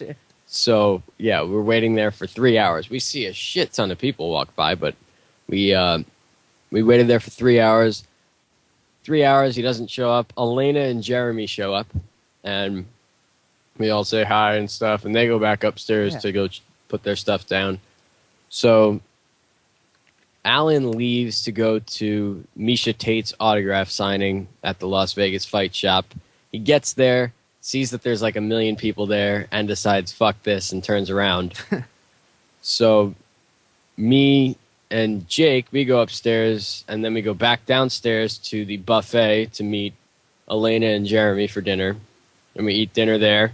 And then we go back up to the room, to our room, where Alan's lying on the bed, out cold, and that's where that picture that Elena has of Alan sleeping came from. I was wondering back about up there. That. It looks staged to me, that picture. It was not staged. Sleeping with his hands perfectly tucked underneath his chin. Yeah. we opened the door and that's how we found him. Oh God. Yeah. Elena, by the way, friend of the podcast and show. Shout out. Glad she made it out there with her husband Jeremy. Definitely cool people. We didn't get a chance to report from the show, but next time we definitely will. So at this point, it's late Friday night, I'm assuming? Yeah, it's around 10:30-ish, 11-ish. So they leave, and we kind of wait there. I stay upstairs, and Alan and Jake decide to go downstairs just to check it out. And right when they go downstairs, sure enough, Chael Sonnen shows up. Hell yeah. But he is bombarded. So they don't have really any interaction with him other than, hey, Chael. Oh, hey, I'm Chael. That's it. And Chael gets bombarded. That's when Lexi meets Chael also. Uh-oh. Yeah. And Elena was upstairs for that one. I'm upstairs for that one. So after that, we come downstairs and we wait. That's when the whole drama situation plays out. But we won't really get into that. I don't really want to talk about that. If they want to call in, they can feel free to. And anybody else can call in at 512-782-WORD. 512-782-WORD. But continue, Ross. Yeah, it's just so stupid. It's not worth talking about. But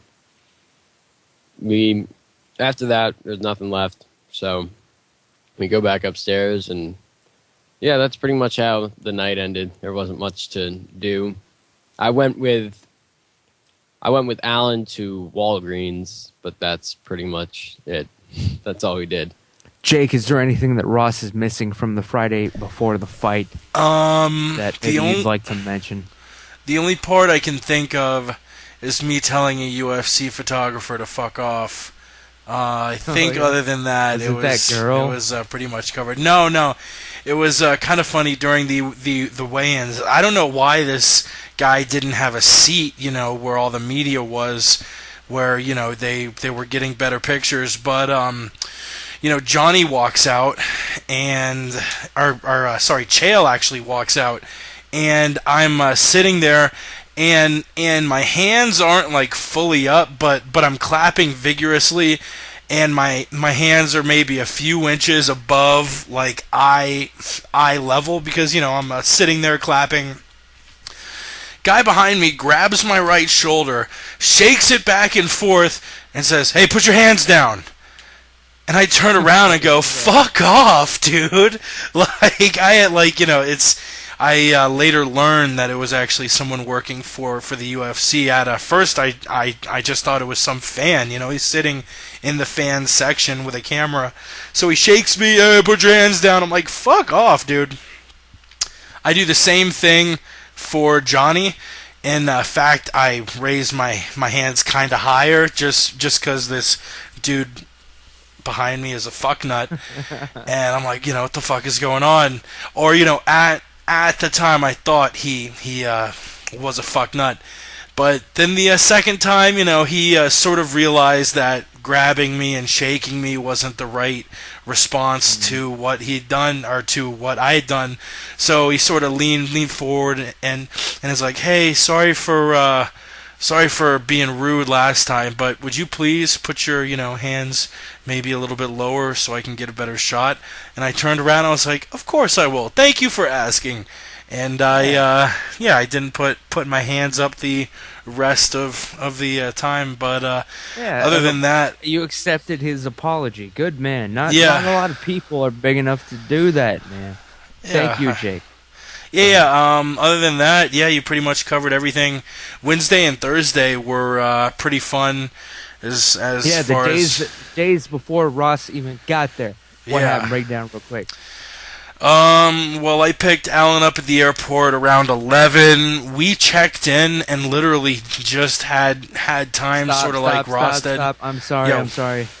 Sorry. I should have not said real quick, because you actually, Jake from the MMA podcast, the producer of the show, my co-host. Check him out on Twitter at the MMA podcast. Thank you. You actually made a great sacrifice and trek down from where you're living in Colorado to Vegas. You drove there, correct? How was your journey?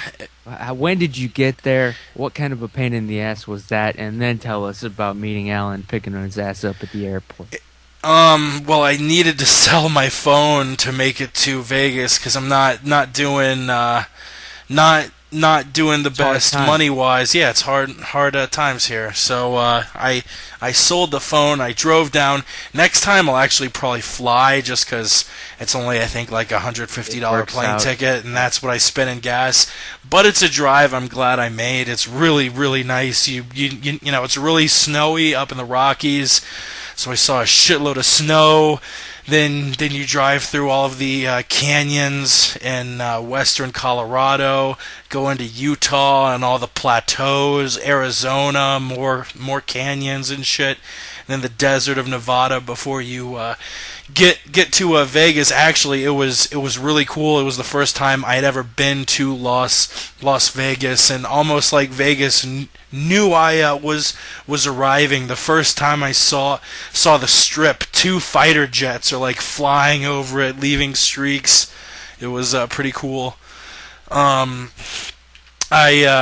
park at the airport, see Alan. I think the first thing Alan says to me is like, "Oh man, I think I have this huge zit inside of my nose." I was like, "Oh, what's up, Alan?" But it turned out he like cut his nose or something. It wasn't even a zit. It was just some weird cut. Yeah. It was like bugging him the entire weekend. So I pick him up. We check in to the MGM Grand. We asked, hey, we're having a third person come Friday. Can we get like a rollaway bed or something? Nope, we don't have rollaway beds. Sorry. All right. Liars too. Yeah. You know they're lying. Oh yeah. I mean, come on. It's like a fucking city, like shitty little, hotel, an MGM hotel on the strip, and they don't have extra beds. Who That's like knows? the one thing they need to never Yeah. run out of. But go on. Yeah. Yeah, right. So we literally just have time to throw our things down. We go straight down to the casino. There is this little theater called the Hollywood Theater. We go in. Alan and I watch it. We actually watch it with front row Brian. It was really cool seeing Chael shadow boxing, seeing Rashad work out with Spong, seeing GSP come and roll with Hoyce. So that was a really cool experience. Hey, Got a chance. how cool was Front Row Brian, or was he a douchebag? Very No bullshit. cool, Live on dude. the word in the street. Very fucking cool. You know, there are lots of people where you meet them and you can tell you're just talking to a wall. You know, it's like, yeah, you know, I live here and I do this and blah blah blah. It's just sort of like, yeah, okay, yeah.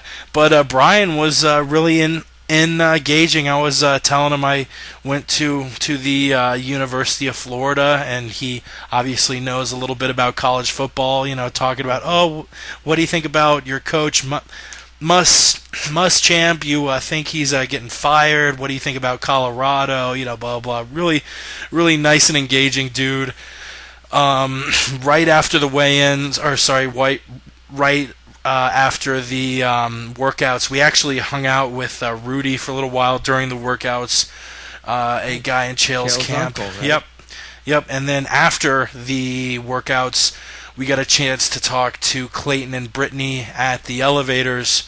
But Chael, I guess, was like doing press or something. We go back up to the room, chill for maybe an hour or something. We decide to go to the Las Vegas Fight Shop, which both of our iPhones put us in the wrong place. We like drive across Vegas, park in this parking lot we weren't supposed to park in, jaywalk, you know, walk deep into this fucking mall, and realize, hey, we've been doing this all for nothing because the Las Vegas Fight Shop isn't here. It actually turned out to be like within walking distance of the MGM. So the joke was kind of on us, but we ended up going there. We saw the Las Vegas Fight Shop. Alan bought a new rash guard and some new shorts to wear while he smashes Yao.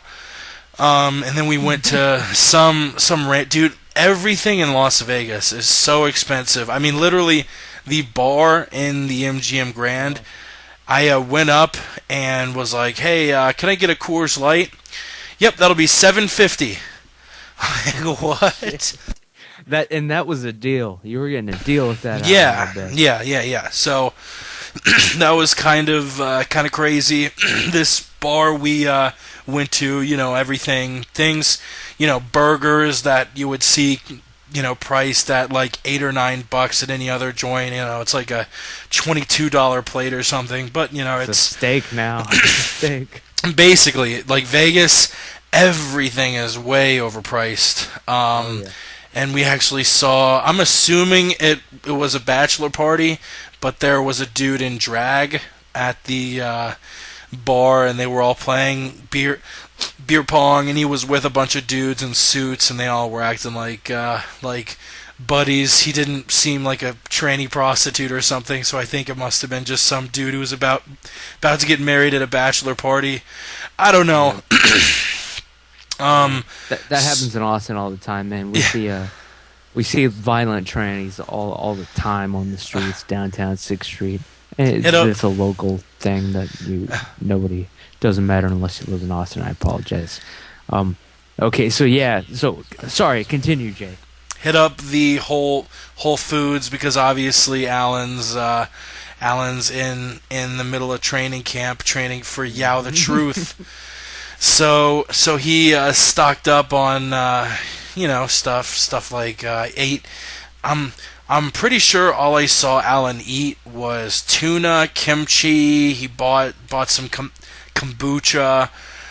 We realized that the MGM actually they had a little mini fridge, but they like each thing in the fridge had sensors on it. So like literally, we like took the Diet Coke out, and we're like trying to like figure out. All right, so if we take the bottle of Diet Coke out, we'll put 3 yogurts on it, and we were fucking with everything. And I guess the maid like came, hey, I'm here to restock the fridge. I was like, oh. We moved stuff around, but we didn't use anything. Okay, can I just make sure that it's all still in the fridge? I was like, yeah, my buddy's sleeping. Maybe come back tomorrow. All right, well, I'm leaving the bill. It's like a bill for like $150 because we moved everything in the fridge. So the next day, which that's a pretty good transition to Thursday, we went and saw the presser. Once again, sat with Alan and Front Row Brian. Chael obviously stole the show like he does at most pressers. After that, went by a Walmart to get a cooler so we could actually, they have free ice. That was one of the only free things we got at the MGM. So we just stocked all our stuff in 2, like $3 styrofoam coolers. We went to the OTM fight shop that night as well, which is this shop off of the strip, really, really tiny. And Alan and I were actually, it's one of the fight shops in Vegas. And Alan and I, what does that stand for? I have no idea. Okay. But it was really small, sort of in the middle of Chinatown. And Alan's like trying on gis. I'm trying on MMA gloves, and in walks Tyron Woodley looking for that sweet sweat stuff, because he obviously was doing a cut. Alan recognized Tyron's trainer, who I guess has done a lot of fight choreography in movies and stuff, Arnold Chun. So Alan was talking up his trainer. I was talking up Woodley. They were in there maybe 5 minutes and then dipped. We left, headed back to the hotel, and on the way, Alan picked up a few like Korean movies or something from some Asian DVD shop. Totally different direction. He also bought some Korean prostitutes as well. But no, we rolled back. Actually, it was really weird. Both of us Thursday night slept, I think, from like 10 p.m. to like 3 a.m. and we're just up the rest of the fucking day. And that sort of blends into Friday. We started standing in line for the Q&A around like 11. Met up with Ross. Ross sort of waded through the splooge, put all his stuff down, came back down and met us. And then before we knew it, it was fight day. It was Saturday morning. Nice. So, what? Oh, and was there any point? I also pissed in your pool on Friday. Yeah, I want to say, man, all of you got a chance, I'm assuming, correct me if I'm wrong, to meet my Twitter girlfriend, Lexi Natalia. Alexis, I love you to death. Me and her left you a voicemail. Oh, really? I don't ever check that shit. Yeah, you actually can probably pop open Google Voice or something. But Lexi, Tito, and I definitely left a voicemail. I'll check for that. Okay, so you met my Twitter girlfriend, Lexi Natalia, in Vegas, in person. Jake and Ross, I got to get both of your takes, man. First, wait, I will go to Ross real quick, and then we'll go back to Jake. Ross, man, did you meet Lexi? What'd you think? Is she real? Is she actually a girl? Or was it a troll? What happened? Well, I can say that she is real and she is a girl, but I did not actually get to meet her. What? Well, then how can you say that? Well, because I saw her across the lobby while everyone was standing off. And Are you saying you were too shy to talk to her? Well, I would have talked to her, but everyone was standing away, and I went upstairs, and Alan went downstairs, and like Jake saw her. What, you don't know how stairs work? Come on, Ross. Why didn't you meet her? What's happening? Why didn't you meet her, man? Like, What I'm trying to get at was she like some sort of like Lexi. Next time you're at a UFC event, we have to meet. Apparently, it's Ramses's like thing. Did she seem dangerous or something? Is what I'm trying to get at. Like, okay, did she seem? Didn't get to meet at any point. I don't see what your big problem is. I'm just saying, man, like it didn't, of course, matter to you that much to introduce yourself to a person. I understand that. I'm just trying to make sure that I meet a lot of people, dude. There were so many people that I wanted to meet that I did not meet because there was so little time and so much shit happened. Look, I'll just come clean. I'm just trying to make sure she wasn't some sort of like huge land monster and some sort of freaking nature, and that's why you didn't even take the time to say hi to her. I just want to make sure it wasn't anything like that. You know what I mean? Like, it's not some sort of mutant pretending to be a very pretty young girl, is it? Can you at least confirm that? No, it's no mutant. Okay. Although my theories are now out about you, I gotta say. About me? No, I'm an open book. Look, I'm just some guy. Don't worry about it, guys. Moving on. They say. Jake, so you actually did meet my Lexi, my sweet Twitter girlfriend, Team Darkside all the way. Yes, she does have her little mood swings, but they're so cute. What do you got to say about the encounter? Tell me about it, man. And Jake, I know you tried to hit on her. She told me that you were trying to piss in my pool, man. What's going on, Jake? All right, look, I cannot confirm or deny whether or not Lexi is a crab people. But no, it was a scene straight out of middle school, and I'm not going to elaborate. But it was some passive aggressive stuff brewing, and there was team Lexi on one side of the lobby, the other team on the other side of the lobby, and I, along with probably everyone in the lobby, felt super awkward. I think Ross, Alan, and Jeremy all went to Walmart, and I was like the only one still in the lobby. So I was like, fuck it, I'm gonna meet Tito and Lexi. Went up, talked to him about who they had met, who they thought would win the fights. Lexi actually said, "Where is Ramses? I wish Ramses was here." And I was like, let's bullshitting me. And I said, well, let's leave him a voicemail. So we left you a voicemail off of my phone, and yeah, it was I can say 1,000% without a doubt, every UFC fighter I met was really cool and really open and really friendly with the fans, except for Rashad, who the couple times I saw him was just being flanked by his team and head down, hoodie up, not talking to anyone, which I can't really blame him for, because it's pre-fight and you got to be super focused. So I'm not gonna hold that against Rashad, but everyone I met was super nice, from Hoist to Chael, obviously, to Joe Silva, to Rogan, to Brendan Schaub, and the same thing goes for Team Darkside. I obviously met Ross and Alan and split the hotel room with them. We met April, Elena, Jeremy, Lexi, Tito, and they're all really, really nice, cool people. April, definitely. I do want to meet her. I've always wondered what's her deal. She's just that big of a fan. She's probably at more shows than most hardcore guy fans, I gotta say. Do you guys know anything about like what her story is?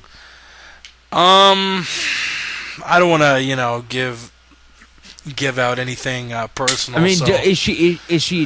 Does she work like a job related to MMA, or is she just simply a fan going to a lot of shows? I think she's just a fan. I think maybe one of her best friends might be friends with a UFC fighter or two. I'm not sure. Cool. She might be fans with a UFC fighter or two. All I know is she had pretty decent seats every time we saw her.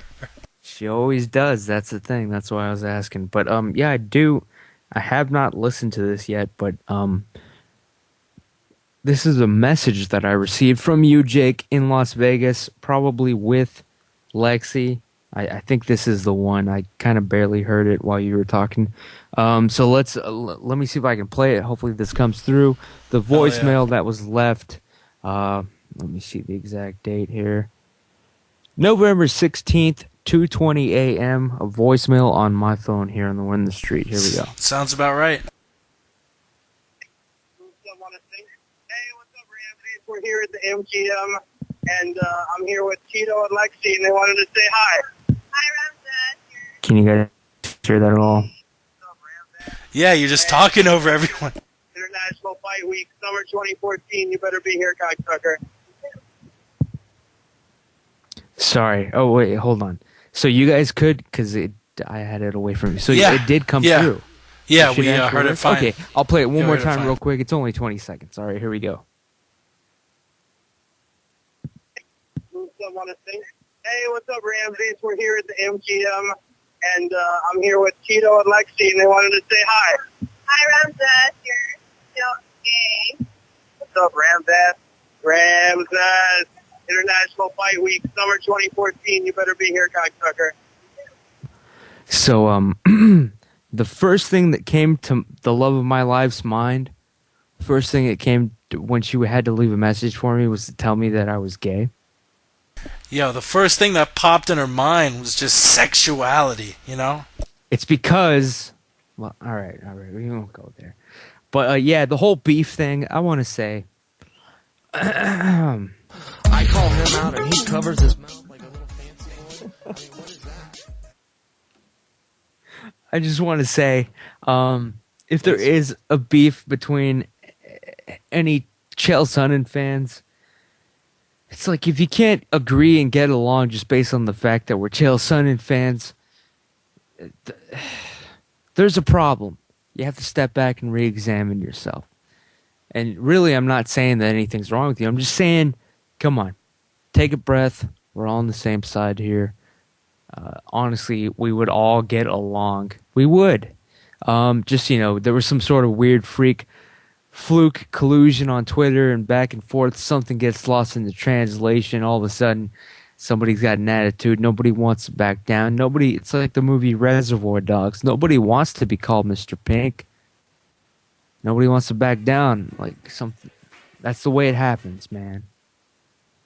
I was gonna play that give peace a chance song in the background, but that shit is really long.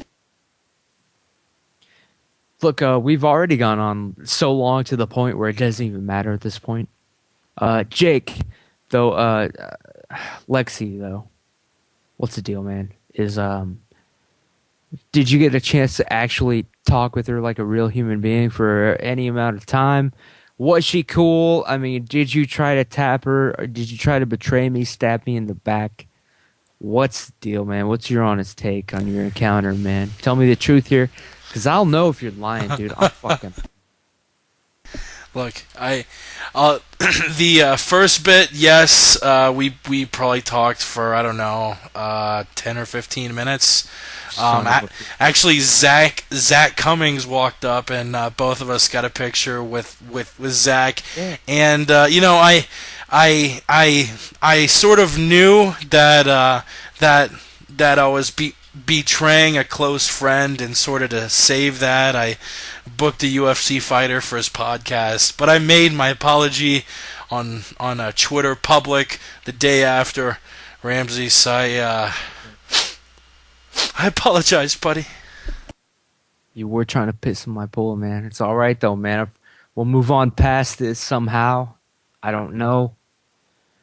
But, Ross, the Jew, had enough sense to do the right thing. He didn't even speak to my woman.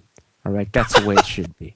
Just so everybody's clear on this shit. No, but I did piss in your pool. Just, you might want to go outside because there is piss in your pool. I got an indoor jacuzzi, man. Therapeutic setup, nice. No one's pissing in it, man. Anybody else but me gets into that thing, guess what? It fucking electrifies. I get that shit set up nice, people. You guys don't even stand. Like, if you ever meet me in person, it's a goddamn privilege and a rarity. It's like finding a 1 in a million card in your fucking Magic the Gathering deck. What the hell were we talking about? Oh, so yeah, shout out to Lexi, shout out to Elena. You guys did meet up with Elena and Jeremy and all that. Did you guys? Was it just like a high and by, or did you actually? Who was sitting with who at the fights? Who had the best seats? Like, tell me about the actual fight. Let's get to it. We chilled with Elena a shitload, and Elena, Allen, and Jeremy sat together. Ross and I stood together for the fights. I'll let him elaborate on that. Yeah, we decided to get an even closer view, closer than they did actually. We stood literally like the bird's eye view of the cage the whole time. It was perfect. So, okay, did you guys, the first fight was actually badass. I caught that on the prelims, and I'm not going to even pretend like I can remember what it was. It was some sort of crazy, I believe it was a real good knockout. You guys were a little late to the fight, though, weren't you? Did you guys even see that shit? Jake missed it. I saw it.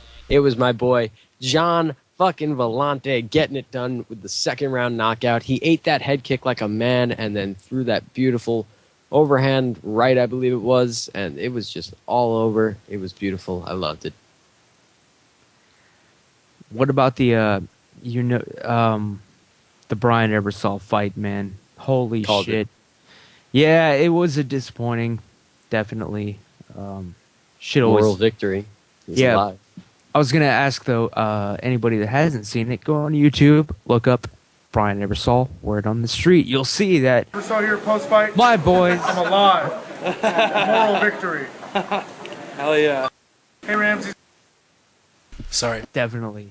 No, definitely. Thank you. That was the clip from YouTube. Go check it out right now. Search Brian Ebersol, word on the street.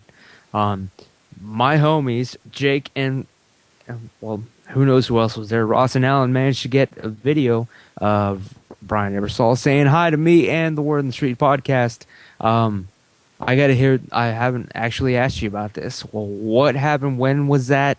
Where was that? And what went down, dude? And thank you so much for getting that, dude. He is one of my favorite fighters, greatest fighters of all time. He is on that list, the short list, the top 4 list. So what was that like, man? Who got it? What happened? Yeah, actually, we stood around the elevators for like a couple hours after the fights.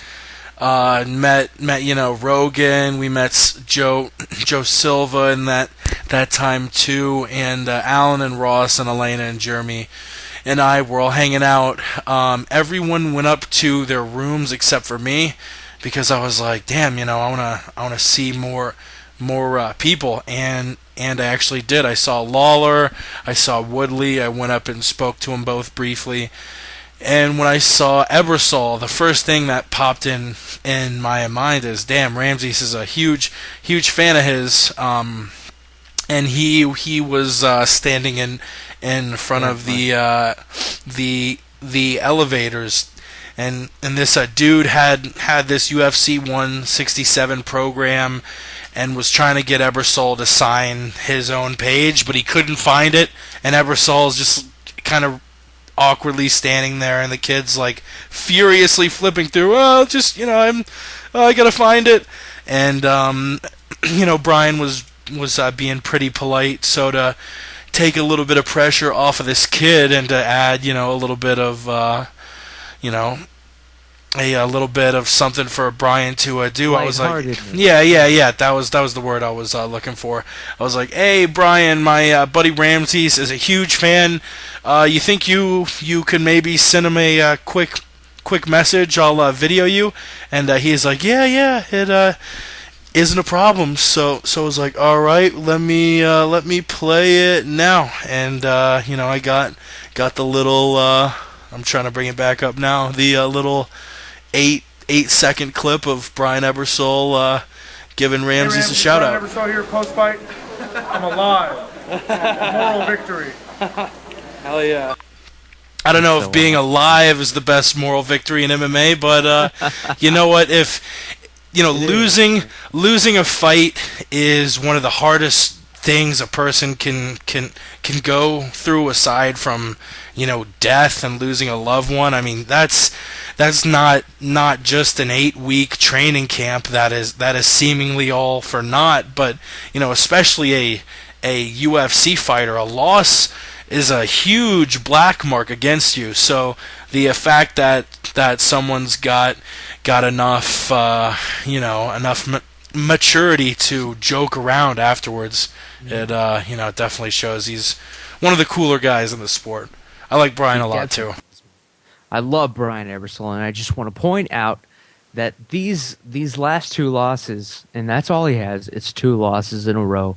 So shut the hell up about get rid of him, cut him out of the UFC. His last 2 losses were by decision. He hasn't been knocked out. It hasn't been anything like that. And before that, before these 2 losses, let me just remind you people that he was on a 9-10 fight winning streak. I can't do the math quick enough in my head. 9-10 fight winning streak. 2 losses in the UFC after having won 4. So Brian Ebersol, he's still a contender. Well, he's still in it in the UFC in my mind. Cut the talk about him getting cut. Ross, were you there when this went down? Did you meet the man in person? If not, what did you think about the fight versus Rick Story? Unanimous decision for Mr. Story.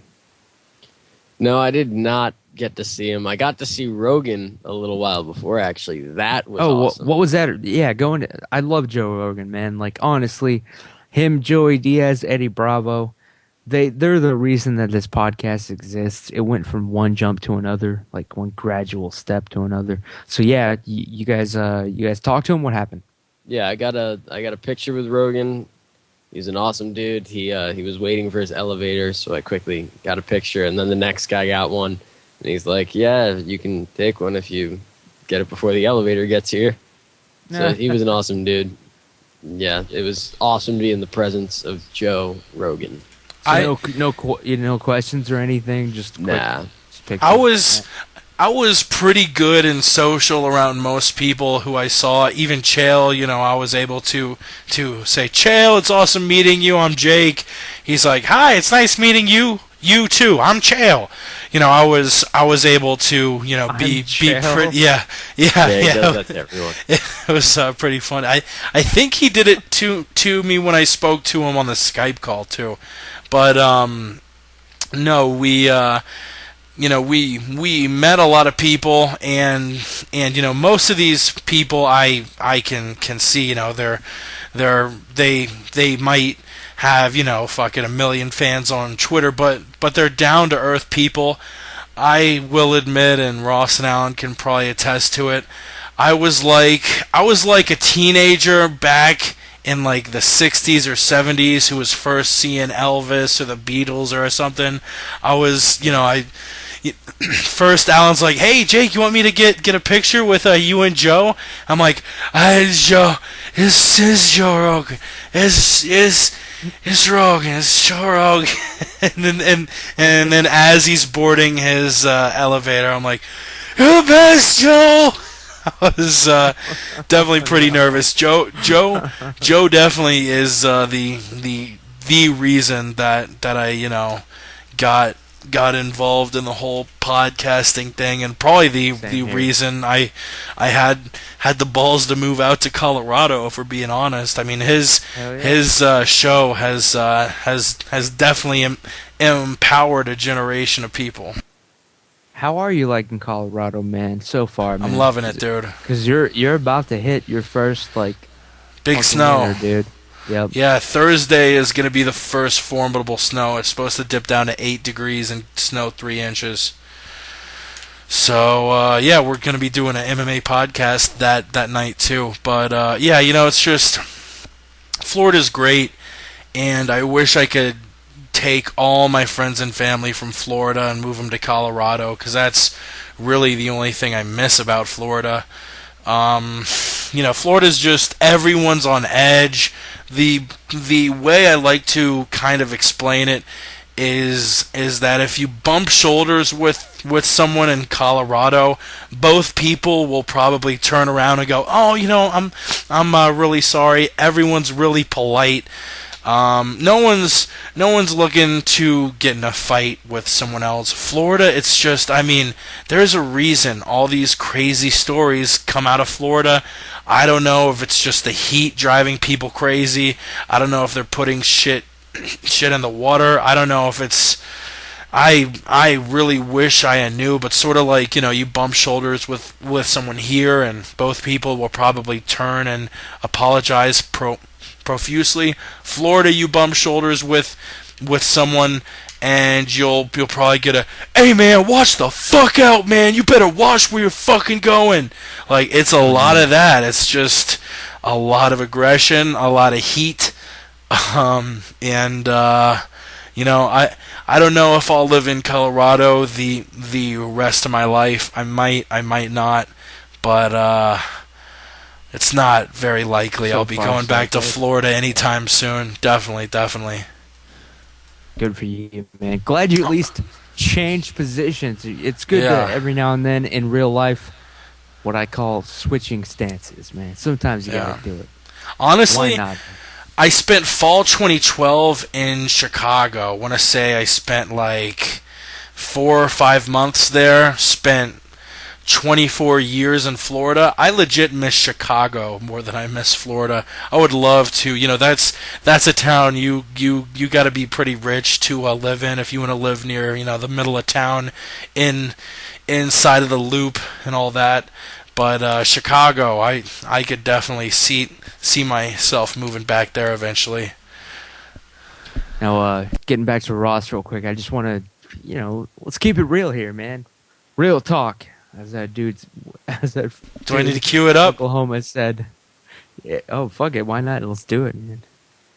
Don't even ask in the future, man. Any drop is well appreciated on the Word in the Street podcast, man. I love drops, man. I can't get enough of them. But Ross, I was gonna ask. Oh, here we go. Did it on YouTube, but I'm gonna do this shit for y'all on YouTube. Hold on, I gotta give me a drink. Girl, I wasn't.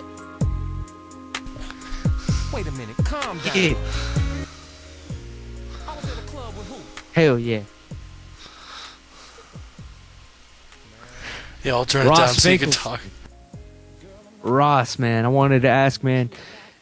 So you go up to, I mean, we don't have to, of course, reveal any details, but you're younger than Jake and Alan. You met up with them. Was it? I mean, you met up with people that you've never met before. Even that alone would freak me out, dude. Because meeting people on the internet. I'd met Alan. I always. Oh, you had met him before? Well, we'll get into that real quick. But I mean, just like, I always feel a little bit weird meeting people on from the internet, and you being the younger guy, the quote underdog or whatever. What was that like, man? Were they weirdos? Were there any fights? What was any pains in the asses? Just break it. Be honest, man. No. Real talk. There was nothing. It was normal. It wasn't anything out of the ordinary. It wasn't weird at all, man? Like, hanging out No. with people that are just older? How about the fact that both of you guys, Jake and Ross, no secret, Officer Allen is a police officer. Did that come into play at all? Was he, you know what I mean? Because I know, like, I can't sleep at night knowing a cop's in the same room with me. So how did you guys pull it off? Real talk. I actually mentioned to Alan afterwards. I was like, dude, I was a little apprehensive because I don't have any friends who are police officers, and I know you've, it's been like, I totally forget you're a cop. When we had talked, I was sort of worried you would be a little straight-laced. Alan, he does not act like a cop. He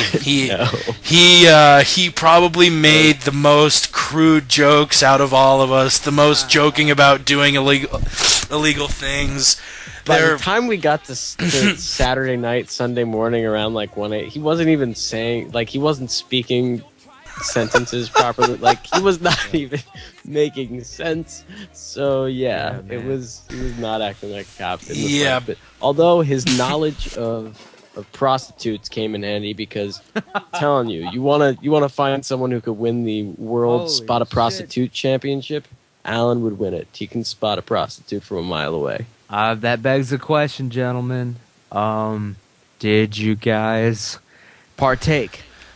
Did we get any women of the night? No. Did we get any trannies of the night? No comment. Yep. Yeah, man. I hear, like, it's hard times.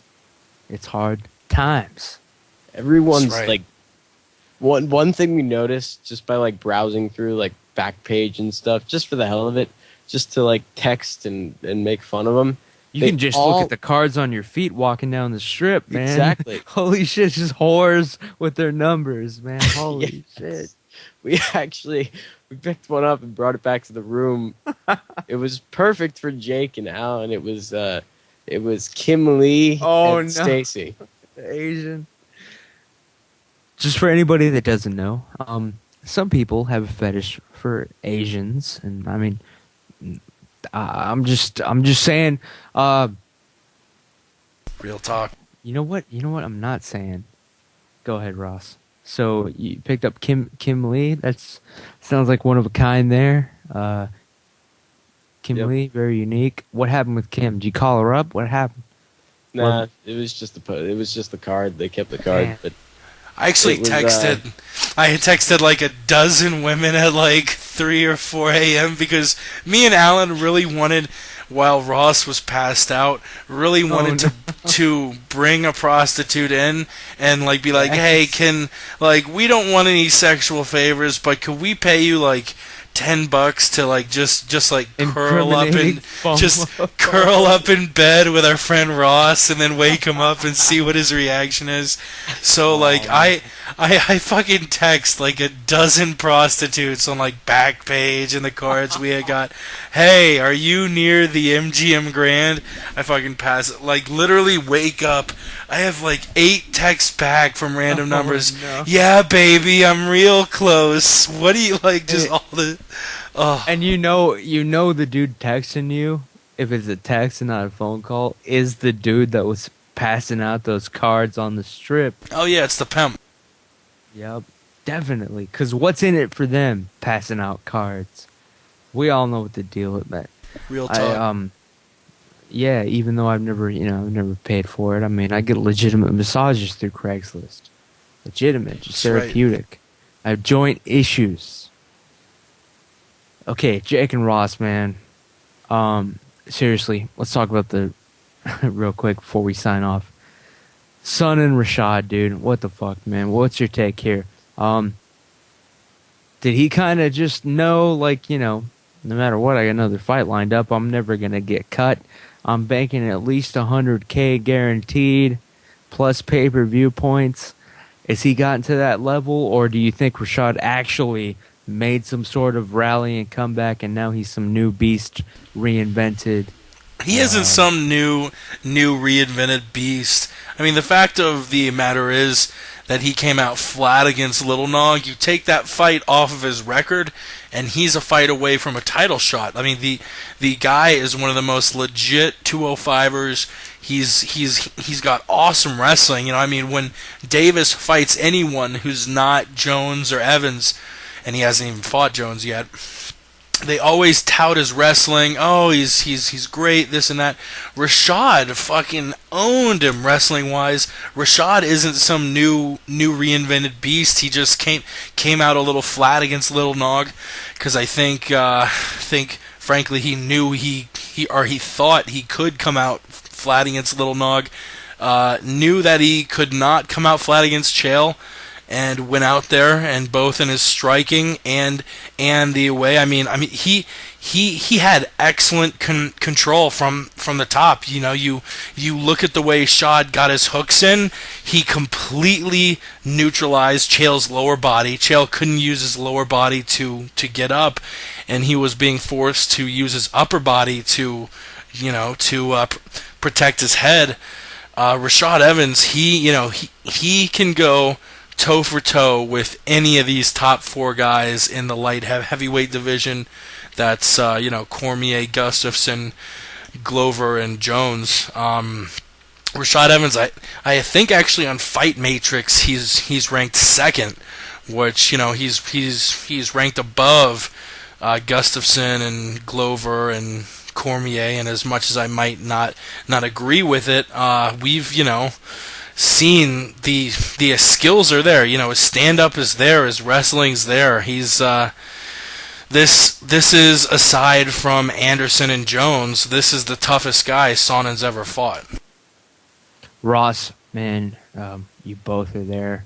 We're all on Team Sonnen, of course, Team Darkside. But, of course, he did, well, it was a non-win. What was the vibe in the arena? What was your vibe, honestly? I mean, it was a disappointment, a round 1 disappointment. Honestly, yeah, man. Just hopefully you'll be honest. Tell us how you felt. Chael Sonnen did not have the victory. What was round 1? Watching it like at the MGM Grand Arena. I know, man. It's hard, man. It was hard for me watching it, dude. Hard times. It was, man. It was hard for me to watch it. It's like part of you doesn't like really understand. You're like, it does seem like in his head he didn't have it in him to attack Rashad the same way he would like a Vanderlei, like a Shogun, like a Brazilian.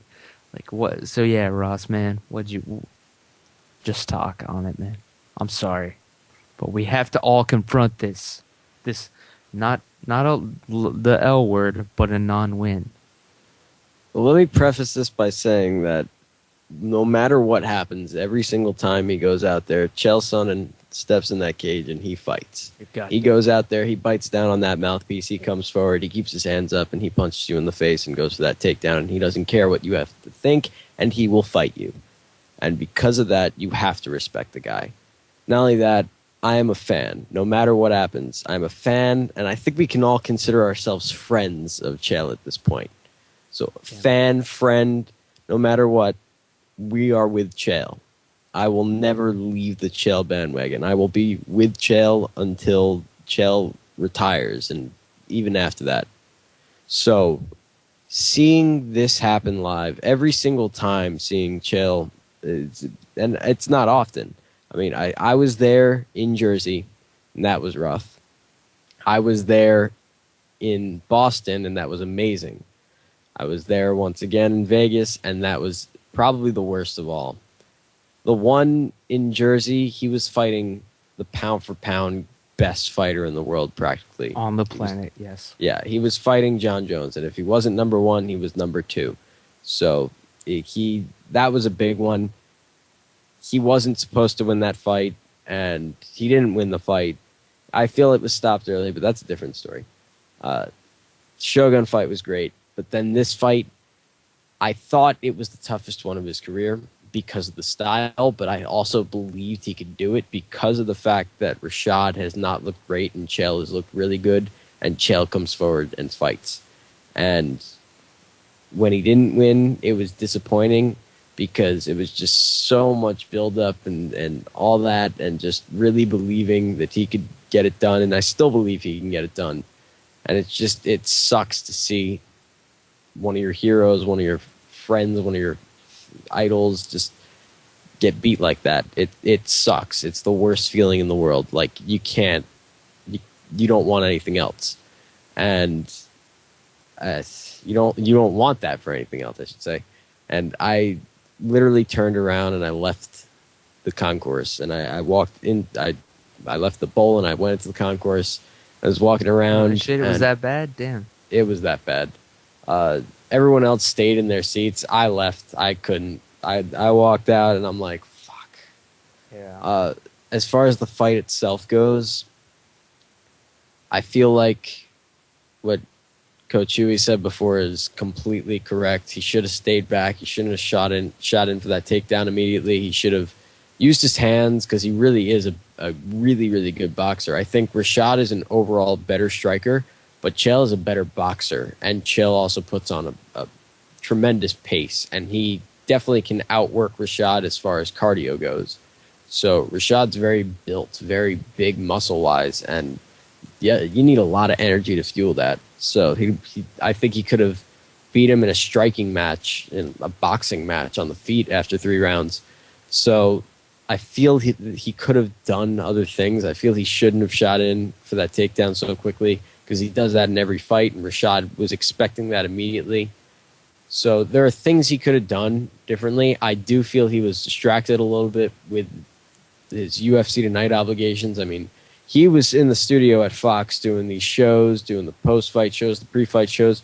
Rashad didn't have any of it. Rashad was in Florida and only in Florida. He wasn't doing any Fox stuff, which is... Yeah, you have to keep in mind, every week that Chael is on UFC Tonight, he's flying from his hometown to California. Yeah, it was not... I mean, he has a place in LA so he can do UFC Tonight, do the stuff for Fox and Fox Sports Live. But training and doing a TV show is what I'm trying to say is it's near impossible. It would take a superhuman level effort to do that. Chael Sonnen does it. Is that costing him? And that's on top of the fact that more people were talking about the Vanderlei fight than the Rashad fight. Exactly. Well, that's exactly what I was trying to get to. That too. That's the biggest thing. I mean, he's in the media talking about Vanderlei. Everyone's asking about Vanderlei. No one's asking him about Rashad. It's all like, oh, Rashad doesn't even exist. And because of that, it puts a lot of pressure on him, and he's not even thinking about Rashad. Plus, Rashad's his friend. It's difficult to fight a friend like that.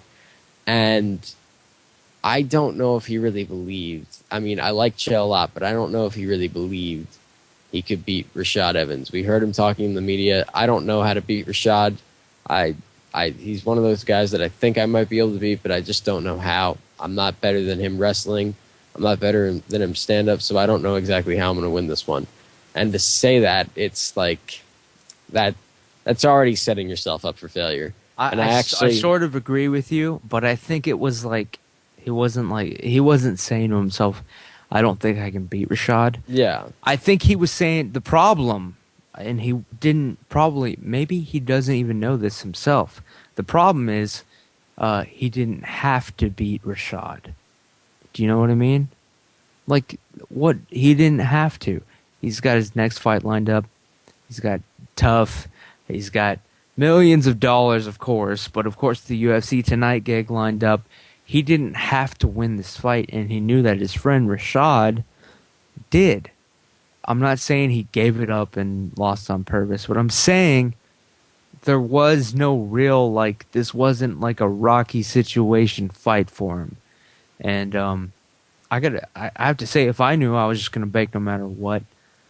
And maybe I would, I know I would eat that extra order of hot wings, just take that one day off of this specific training camp. I'm just talking for me. I'm not saying that Chael did this.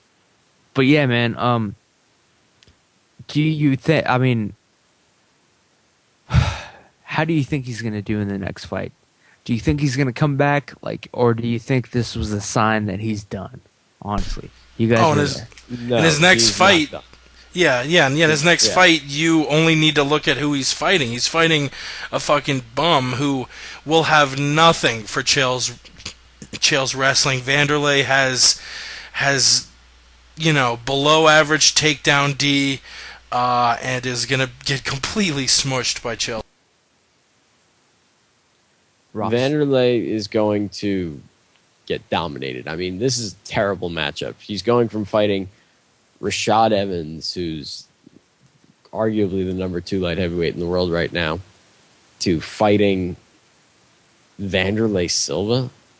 Vanderlei Silva of all, I mean, he's going from beating Shogun and beating Anderson Silva basically to fighting Vanderlei Silva. He's Vanderlei going from Silva fighting is at complete bum status. Yep. And it's not often that I will use that term. I use it for very few people. I use it for Dong Young Kim. I use it for Vanderlei Silva. I use it for Bigfoot Silva, and I use it for Yao. But other than those four people, I don't really use bum status ever. So Vanderlei is at bum status. And he has no takedown defense. He has no chin. This will be the first time in a long time. I mean, shit, I can't believe I'm going to say it, but Chael is going to put Vanderlei's lights out. I hope so, man. Ground and pound TKO. That out cold. Yep. He's going from fighting 4 champions to Vanderlei Silva. Vanderlei fans, fans of certain guys, they'll make reaches. Oh, so and so can do this. So and so can do that. I was in a conversation with that Gavin Frost dude on a Twitter, and man, I like he is making the biggest reaches. Like, oh, Vanderlei's takedown D is pretty good. I'm like, no, it's not at all. Oh, Vanderlei's good on the ground. I wouldn't be shocked if he subbed out Sonnen. Like, really, dude? Vanderlei has 1 sub on his record, and it was against a bum in January of the year 2000. To think that Vanderlei has any sort of advantage on the ground, you are joking yourself. As far as standing up goes, yeah. If Chael and Vanderlei both stand in the pocket, I think, Vanderlei, that's really the one chance he has, and Chael's smart enough to know, hey, I don't want to stand in the pocket and exchange punches with this bum. I'm just going to take him down, grind him out, and I'm personally guessing we'll see a finish very similar to the Brian Stan fight. First round arm triangle choke or something. Speaking of triangle chokes, this has nothing to do with what we're talking about, but I don't have the guy's name in front of me. I think he's in Bellator or King of the Cage or World Series of Fighting or something. I'm looking him up now, but he has maybe my favorite nickname in mixed martial arts. You go ahead and look that up, man. Yeah, I'm looking it up now. All right, it's Joe the Triangular Strangler Pearson, and I wouldn't be shocked if we saw an arm triangle choke. The Triangular Strangler. That is just lame, man. Yeah. I actually? It's like now he's got to go for that move. Go ahead, Ross. I have something to add in about the Vanderlei fight. Everyone's saying that Chael will win this fight easy. All he has to do is get it to the ground, and that's where he should go. If he keeps it on the feet, though, he's going to get knocked out. Newsflash, people, and now more people are going to hate on me. So if you're listening to this, go ahead, go to Twitter at Russ Finkelstein, E before the L, unfollow me, block me. I love it. Chael's a better striker than Vanderlei. Sorry, it's the truth. Vanderlei just swings punches. He's not a technical striker. He's never been a technical striker. He just swings punches, and now he's so damn punch drunk. He's lost all technical ability. He holds his hands out. He stands hunchback. He looks like a monkey. It looks so bad. Chael is a technical boxer. This is a guy who won the Golden Gloves in Oregon. So that's right. He would absolutely dominate Vanderlei in a boxing match. The fact of the matter is, he's faster than him. He's smarter than him. He's just better than him in every aspect of MMA. And people really don't understand that, and they will understand that come International Fight Week. I agree. Chael's a better boxer. Dude went out there, and people forget that he outboxed Anderson Silva. He stood up and outlanded Anderson Silva. But what I'm sort of saying is, Vanderlei has a chance standing up. Do I think that if they stand up, Vanderlei wins by knockout? No, I don't. But Vanderlei has a chance standing up On the ground, I literally think his chance of winning the fight is 0. Everyone has a chance everywhere, so that's what I think. But I think his chances on the ground are equal to his chances on the feet. Okay, and all right, last topic, people. Got to keep it forward, moving forward. Well, it's kind of a rehash. Johnny Hendricks versus GSP, dude. I did want to point out. I am rewatching the fight just now tonight for the first time. It's going through actually live right now. I'm looking at it right now. I did want to say that I don't know who won. I didn't know who won watching it live because honestly, I thought and I am convinced, well, I would have called it that Johnny Hendricks tapped in round 1. I know you guys didn't see the angle that the crowd was nowhere at home close was to that seeing. choke. I know he wasn't close to the choke, but he did put the choke on.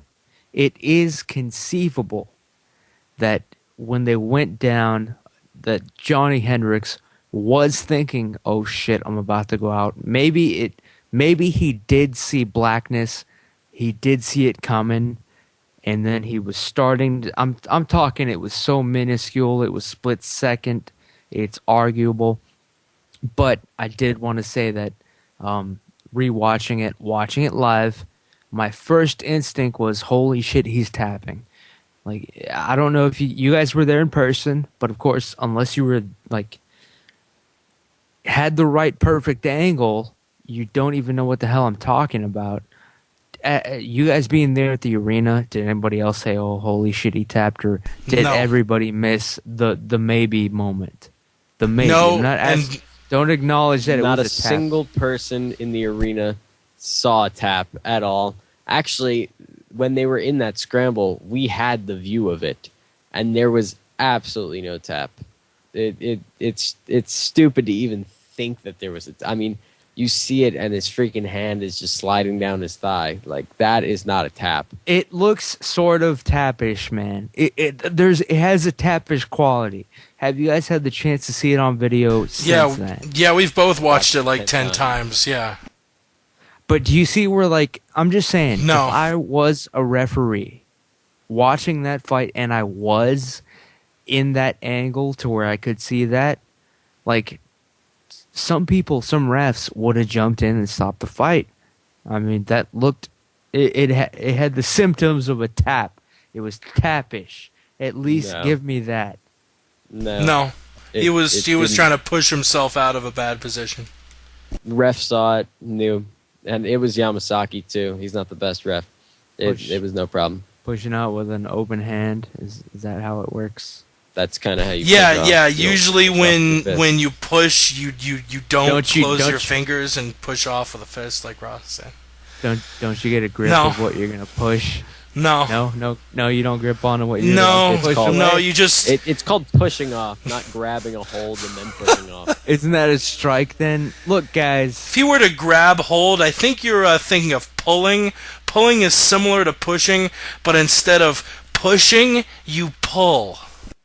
Look, we all know that I'm not alone here. A lot of people, if they would have been a referee, is what I'm saying. A lot of people would have jumped in and been like, "Oh shit, that was a tap," because it looked like it was going to be a tap or it was a near tap. A lot of people would have jumped in at that point, is what I'm saying. Are you running for mayor anytime I'm not soon? the only person. Toronto or like Winnipeg. Weed kills you.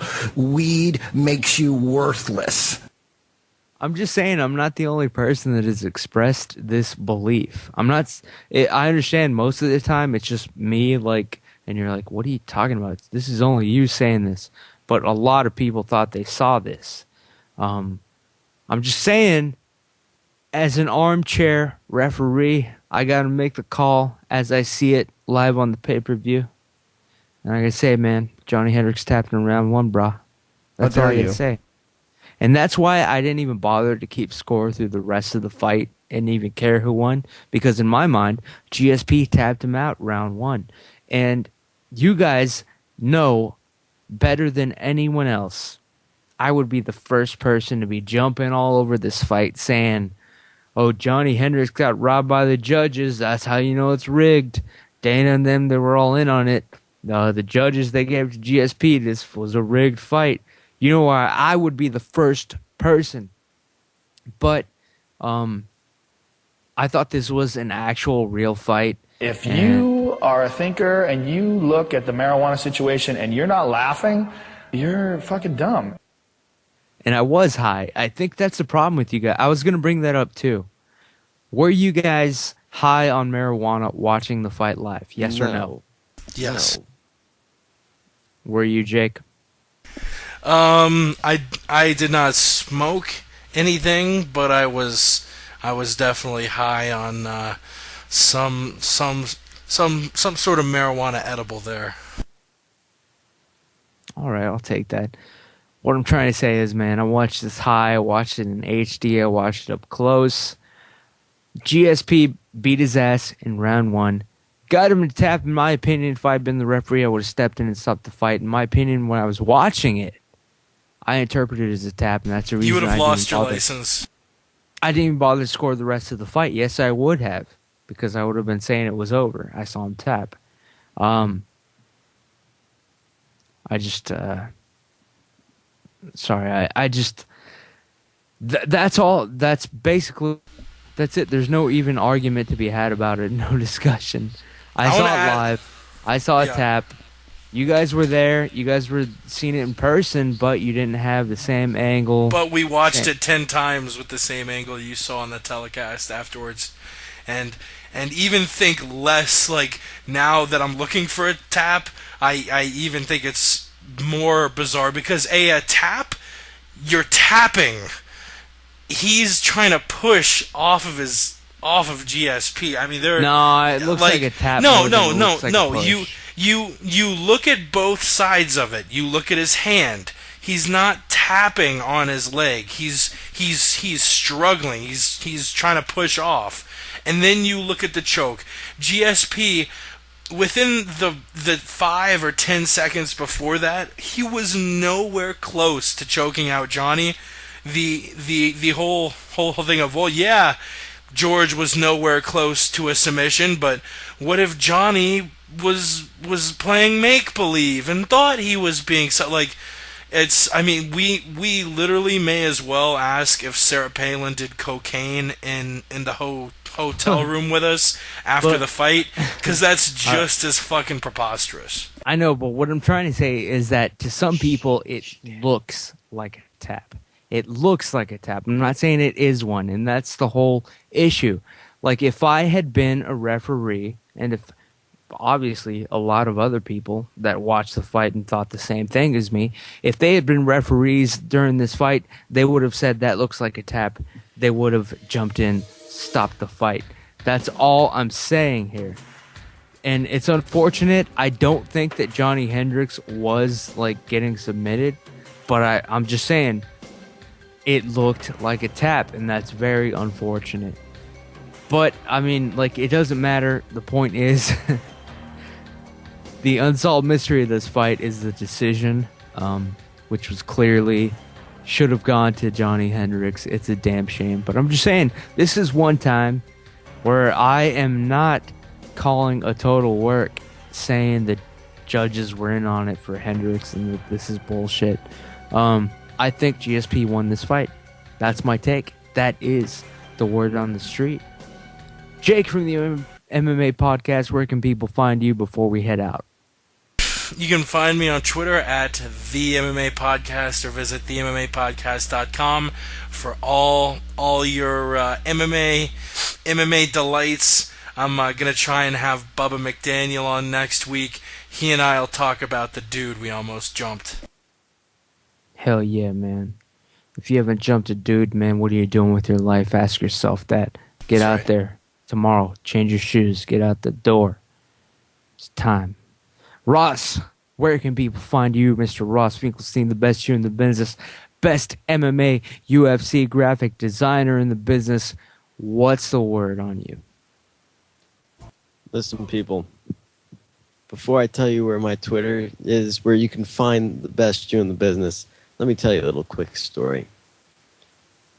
Sunday morning, I went downstairs. I was about to leave. I had to check out in 30 minutes. 8 o'clock. 8 o'clock comes around. I check out. No Chael Sonnen. At 7:45, I see Chael's mom, Claudia. Holy shit. Coach Clayton. Mrs. Sonnen. Rudy and Rudy's wife leave the MGM with their bags. But no Chael. No Brittany. Nothing. So I go back to the fountain. I wait, hoping that in the next 10 minutes, Chael will come down, and I will get to see Chael once before he leaves. I text Elena. Elena comes down. She hasn't seen Chael either. We wait. We wait. And we wait. And no Chael P. And we were sad. And then it's 8:15, and I got to leave. I got to get to the airport. I'm going to miss my flight. I'm not going to make it on. And I'm about to leave when what do I see out of the corner of my left eye? Brittany. Who's standing next to Brittany? Chael. Holy shit. That's right. Chael Sonnen, lo and behold, is right in front of me after waiting all this time to see him. He says, hey, Elena, gives Elena a hug. Hey, Ross. I give Chael a nice big hug, too, because I'm very sad about the fight. Take a picture with Chael. Say hi. He asked me if I got any sleep, which I know he was reading my Twitter because I was talking about how I didn't get any sleep all weekend. But that's a different thing. Yeah. Got like 4 hours of sleep. Chael knows. Chael cares. Chael is the man. You actually did get to... you know what? I am remiss here. I did forget to ask. Just because, like, it's like almost so monumental, it like goes unsaid. You guys did meet Chael. You met up with Chael Sonnen. Jake, man, did you get a chance to see the man, the legend? Was he real? Does he really exist? Very briefly, Alan and I bumped into him. He said, "Oh, what's up, Alan?" And then I bumped into him. I said, "Chael, it's really great meeting you. I am Jake." He said, "It's nice meeting you too. I'm Chael." And then he got bombarded by a group of like 30 people in the lobby, including Lexi and Tito. They strong-armed their way to the front of the line and got pictures with the man himself. Damn, Lexi and Tito, shout out to them too. Everybody on Team Darkside, Team Chael, Team Sonnen, everyone on the Word and Street, the final round, the MMA podcast. Who else has got one? MMA Mental. Jay Jeans out there, man. Thank you for tuning in. We'll come at you next time. It's going to be epic. I can't even reveal the secrets, but tune in next time to The Word on the Street. Stay black. In the streets of the state, it's the K.I.N. G.N. While it's banned in the world.